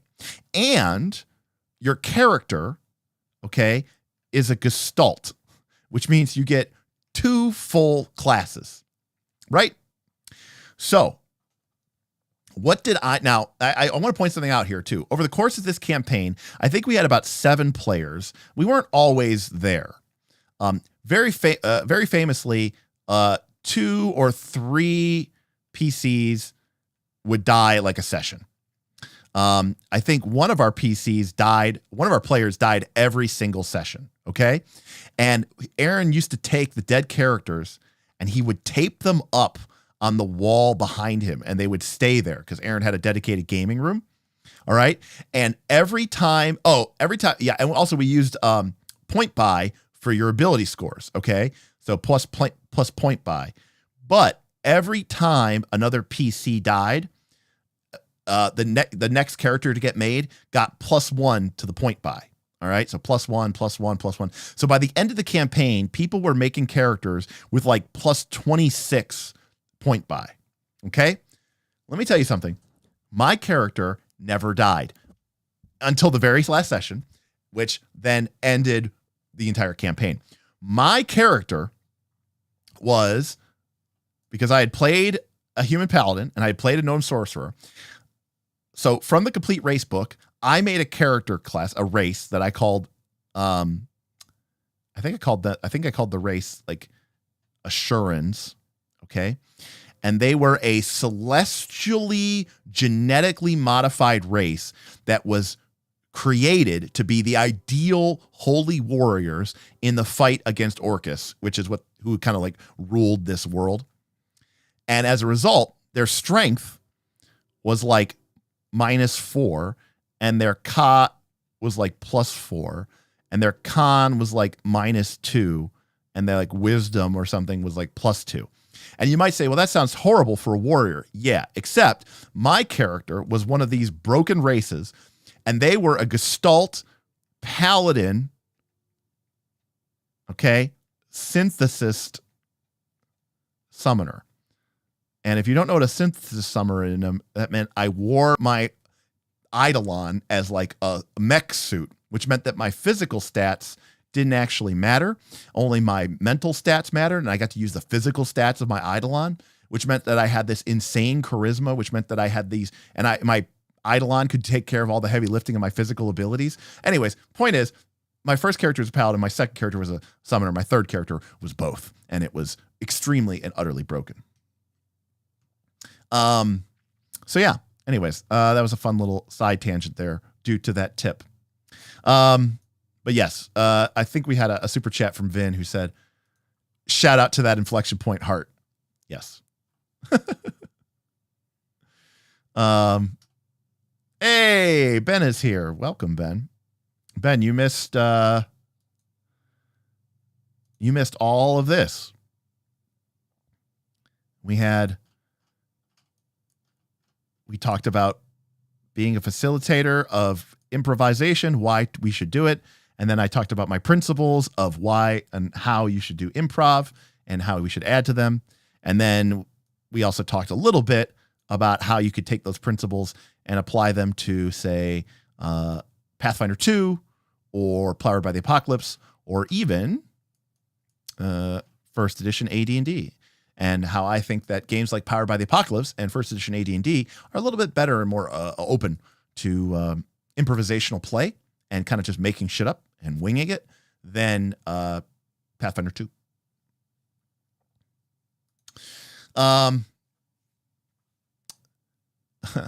Yes, I was Venom. Yeah, but I was a holy Venom, all right?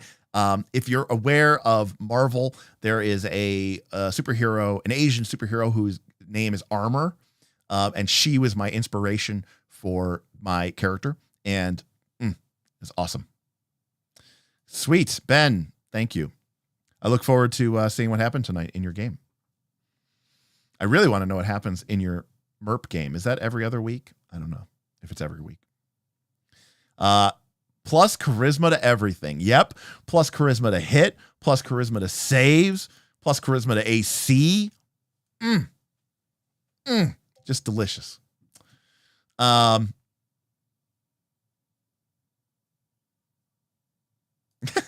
Derek with the random ass X-Men reference. Well, yeah. Listen, I used to be a real nerd, okay? I used to read comic books and play video games, okay? And watch TV shows about said things. Then I became an old man and I gave up. I just stopped doing all of those things. But once upon a time, I was an avid real nerd. Malkin, catching up. Thank you for the root spoiler. Love the theory streams. Awesome. Great. I'm happy that we were able to, you avoid the root spoiler. Did I ever make the whiteboards available for people? You seemed interested when I last mentioned to you. Yeah, I think that's a totally easy idea. Again, I don't know how absolutely useful that is, but, it could be just an easy, fun thing to just throw onto the Patreon, and I'll probably do that. That's probably a good idea. Oh yeah. I used to be a massive nerd. Well, to be clear, as I've gone older, my hobbies now include things like woodworking and, sailing and, that other stuff. So like I've expanded my horizon beyond just the classic nerd tropes, photography, right? To be fair, I was a data scientist, like since I basically started my career. Well, to say I sail is a bit of a misnomer. I own a sailboat and I sail it, but like I don't like go and like sail the Atlantic or anything like that. Yes, that was a great era of X-Men. I really loved that. Also, even though other people hate it, I loved the Ultimate era. I thought all the Ultimates was pretty okay, but the Ultimate Spider-Man and Ultimate X-Men were just fantastic stories, and I loved all of the Ultimate stuff. No, actually, Beowulf, my original plan was to stay at my boring corporate job and work till I was 42, and then sell my house and sell my property and buy a $500,000, $1 million sailboat and basically live on it and live in the Caribbean for like 8-9 months of the year, and then dock it basically safely somewhere, start a hurricane season as best as I can, and then come home, spend a couple months at home and for the holidays, see people, and then go back to my boat. But, my life got turned upside down, and I ended up, leaving Progressive and working, trying to start my own business and failing, and COVID and failing. And then I started this channel. So situation's a little bit different than it used to be. Circling back, I do think it's best when I act as both a challenger and facilitator. For improv, I bring in the facilitator when thinking about rewards and consequences. Challenging when designing scenarios. Now that I actually like that style of play. I like the idea because, to be clear, one of the things that I've talked about before is I think that D&D, Pathfinder 2 really benefit from prep. I know that I play prepless. I mean, every single episode you've seen of Root, you might say this is a good or a bad thing. I have not done any real prep. Take a couple notes. I might have a couple things to jot down, but I do not really do any prep. Might roll a couple things on a random table. But for D&D, Pathfinder 2, I think being prepared is important. I think having prep is important. I think having well-designed encounters, especially if you're going to focus on combat, and let's be clear, most of us do in that game system, really behooves you. And even if I was playing a game that wasn't as mechanically rich as Pathfinder 2nd Edition, if I was playing 1st Edition AD&D or BX D&D, I want to have a well-detailed dungeon map. I want to have that thing fairly well sketched out. I don't necessarily need to have every part of level 6 mapped out when we're up on level 1 of the dungeon, but I want to have a good solid idea of where the party is going because I want to be able to respond. But when I'm creating that, yes, I can be in that challenger mode. I have no bias. I'm trying to just create the most realistic / appropriate challenge that would be, for this game into this scenario.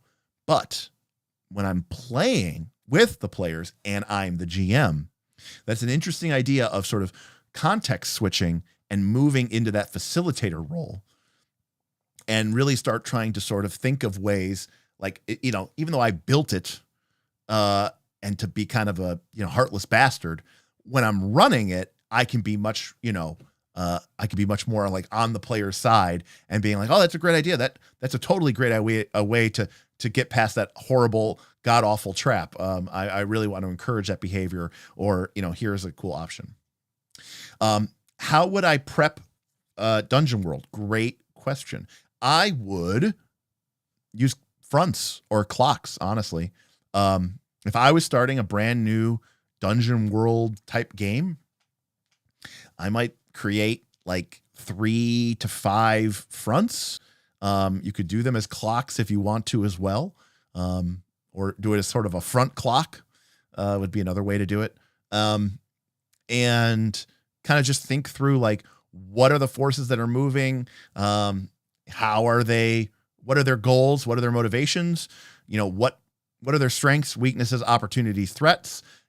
I try to keep everything onto like one 3x5 or like 5x7 note card, and just have everything I need to know about that force. And that's pretty much all I do to prep Dungeon World. I'm trying to think if there's anything else I would do. If I want to do some sort of dungeon in my Dungeon World, I probably don't. Yeah. So I don't prep a dungeon map. That's a great point. What I will do is I will make I will do a point crawl.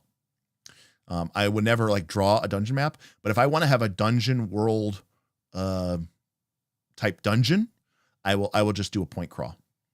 It's the best way for me to do it. And I probably, again, there's nothing that says you can't do dungeon world in like a super big, huge mega dungeon. You absolutely could do that. In fact, you could run dungeon world, and I have run, in fact, for many, many, many years, Sean, I use dungeon world at most of my dungeon world playing has been at Gen Con when I have run it. For years, I would just use the one-page dungeons. Again, you can get most of them for free, or you can pay a couple bucks, I think, on itch.io. But if you look up one-page dungeons, there's 10 years of contests of people submitting these like awesome, incredible one-pagers where it's very usually system agnostic. Sometimes there's not even stats. But I don't need stats when I play Dungeon World. And it's just a cool location. And, it's pretty awesome.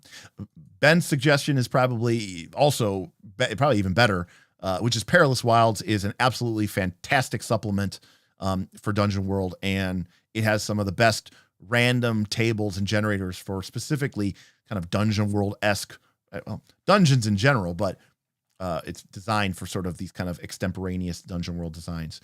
And so one of the things I might do, Sean, is I might have a couple of those one-page dungeons in my back pocket. Or I might have a couple of like point crawl maps quickly sketched out. But other than that, not really that much. I think my favorite way to do lower prep in D20 is to build modular content that you can slot in wherever they fit. I agree with you, Frostjack, but what I have found is that works really well for me in Dungeons and Dragons 4th edition. It did not really work well for me in 3rd edition. And it's not really working well for me in Pathfinder 2. Part of the reason why I when I think of like modern D20, part of the reason why I like 4th edition D&D. Part of the reason I'm not really playing 4th edition D&D right now is just because the errata is kind of a pain in the ass. All of the hardback books of 4th edition I have are technically all wrong, right? They don't have the right feats, and a lot of things got updated. And, there's a part of me that goes, yeah, I played with these things when they were broken, and they were broken, and I'd like to play with them the way they are. And so obviously we can play on a VTT, but there's certain hurdles to that, legal and otherwise. But anyways, part of the reason I like 4th edition is because I feel like it is very modular. I don't know how modular I feel like Pathfinder 2 is. What kind of setting do you hope the FU game will be? Are you hoping for high fantasy, nature, or techno? I don't know. It's a great question. My default is I love high fantasy Final Fantasies. I love Final Fantasy 1 and 4 and 6 and 9 and 2 and 5 and even 12, which is starting to sort of cross the border into techno fantasy. But like 7 and 8 and 10 and especially like 13 and 15 have not really been super interesting to me. So the techno fantasy aspect isn't as much of a deal for me. The natural fantasy is more of a JPRPG style that I haven't played as much. I mean, like I played like Secrets of Mana, which I guess is kind of a natural fantasy. I don't know. I don't know if I've played a ton of natural fantasy type games. It feels like it's a little bit more cookie cutter. I just saved maps and monsters as prep. I also made some generic mooks across a level range. Yeah, I mean, again, being good, and I should have put this as a principle, by the way, I should have put this as a principle of improvisation. Know the fucking game. I mean, if as a player or especially as a game master, if you want to be able to improvise, you have to feel comfortable with the game system, and you have to feel comfortable with doing things on the fly. If you are like, I barely know how to play this game, well, you're gonna have a hard time improvising with it then. I'm bored with dungeons. I like epic sweeping tales that go from cities to the wilds, castles, and keeps, sailing the sea, not crawling through dungeons. Well, Beowulf, maybe you just haven't been to a good dungeon. I think, to be fair, I have done that too much. That is probably a fairly acceptable response. I think we all have played a lot of dungeon games, but a good dungeon still gets me. It still gets me. Ben says that this is blasphemy. Often all I need to do is reskin the generics, but when it comes to important locations, I built everything custom and prior in the weeks prior. Yeah. Know the game. Yeah, that is definitely the best things, you know. I'm just saying, like, some of the dungeons that I have gotten a chance to play in, some of Smith's dungeons, some of my dungeons, I mean, they're pretty fucking sweet. I'm just saying, like, you know, like they're fun, they're exciting. It's you feel rewarded for being smart and clever and paying attention. There's combat, there's exploration, there's puzzles, there's traps, there's weird enemy factions, there's strange, fun, fantastic things to discover, weird abilities and powers. It's just, you know, it's all good. I don't know. I love them. Anything goes in the dungeon. That's part of the reason I like them. Anything goes. It is 10:30. I don't know how this is still going, Bob. I can never get done. We're not playing anything cool, I think, tomorrow for our Friday RPG because Bob is going to go watch his wife play bocce ball. So shout out to the Italian American Club and another casualty of the RPGs. No. Oh, okay. Sorry. You're watching the kids while she bocces. Okay. My bad. You'll just be at home. All right. But Bob is right. The time has gotten away from me. Thank you so much, everybody, for hanging out with me.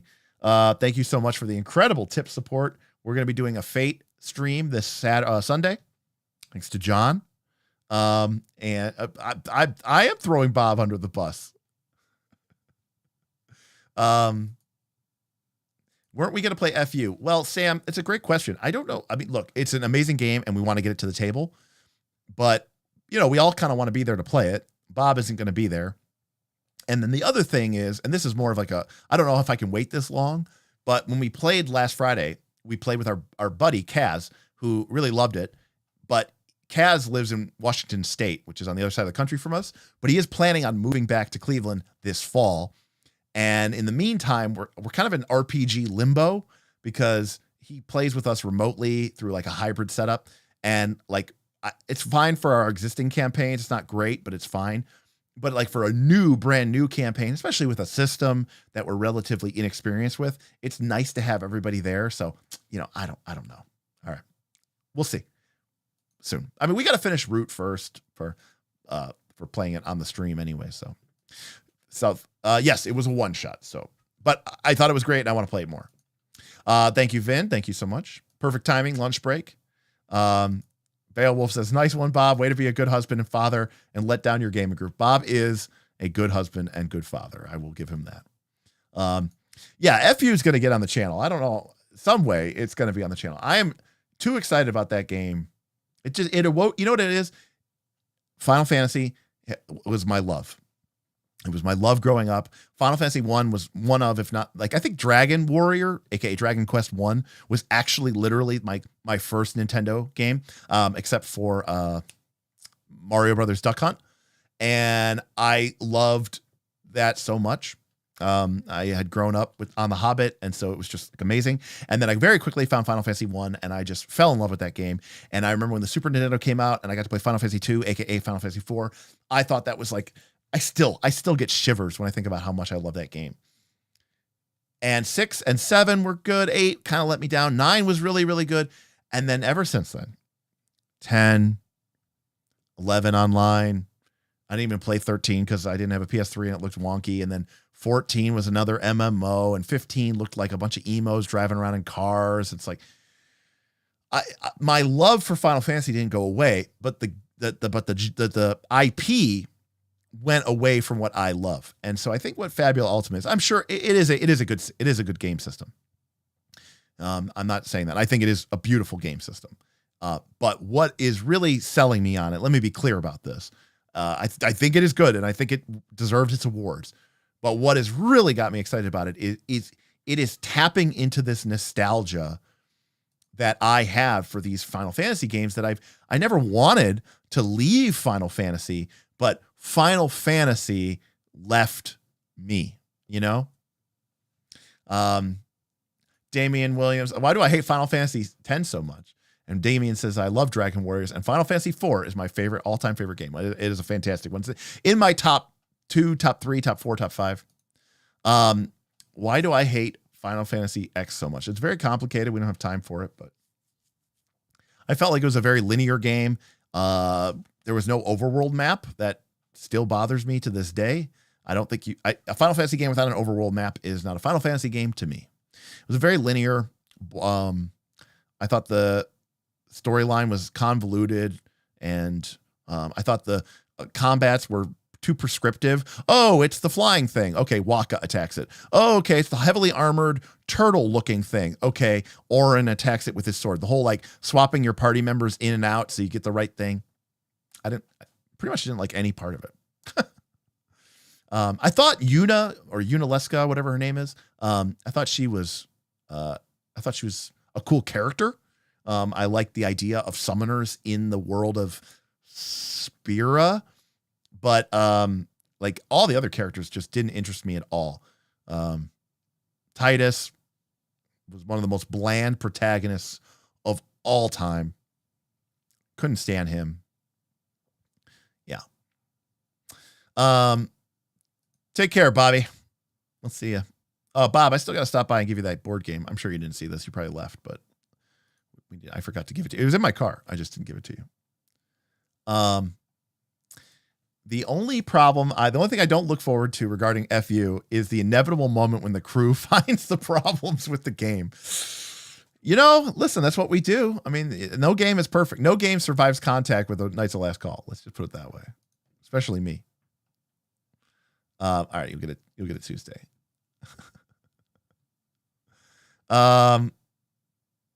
Never tried to predict what games Derek would like. This is just heresy now.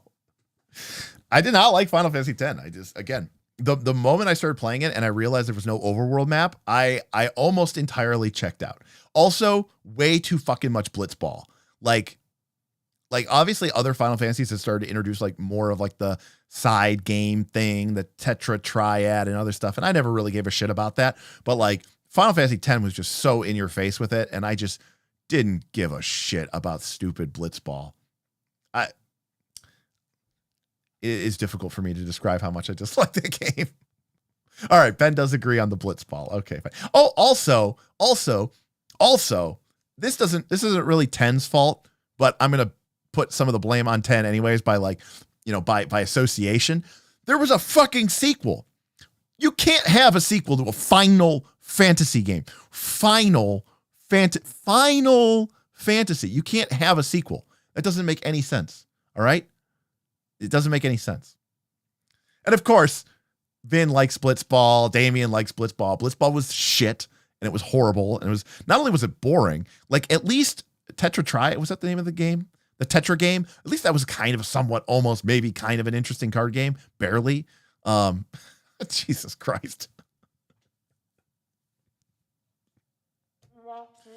I gotta go. That's horrific. All right, Hoyret. All right, we're split here, 50-50. Final Fantasy Tactics was a great game. Obviously, completely out of the blue. It's more of a strategic role-playing game. But I thought Final Fantasy Tactics was a really, really fun game. I love the job system there, very much like Final Fantasy V. A lot of fun. Great game. Fantastic. It's kind of a confusing story. I think when I played it was a PlayStation. The translation was a little sus.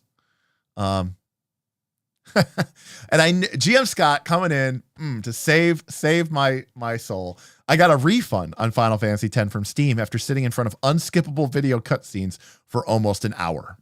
Actually, that is one of my main reasons why I can't play video games nowadays, because I almost can't stand cutscenes. I know this sounds crazy, but I cannot stand cutscenes. It's pretty rough. His great aesthetics, but terrible mechanics, as with many TTRPGs. But to be sure, the card games like Triple Triad were way better. Love those. Yeah, Triple Triad was sweet. I didn't really play it a lot, but at least it was a reasonably entertaining game. And yeah, translations in 7, 8, and Tactics were pretty bad. 9, I remember being like, wow, this is remarkably better. Yeah, I guess I wouldn't mind if they had more like, punch, stuff like that. So I agree. All right, everybody. I am going to dip out. Everybody's dying here. I'm dying here. Thank you so much for being a part of this incredible, amazing, awesome stream. Thank you so much to everybody who came out tonight and supported us. And, I love you guys all. And look forward to seeing you on the Discord. If you're not already there, take a look. Patreon.com/NightsOfLastCall.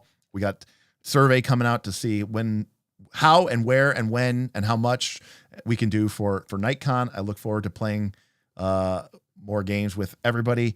Root finishing up here in the next couple of weeks.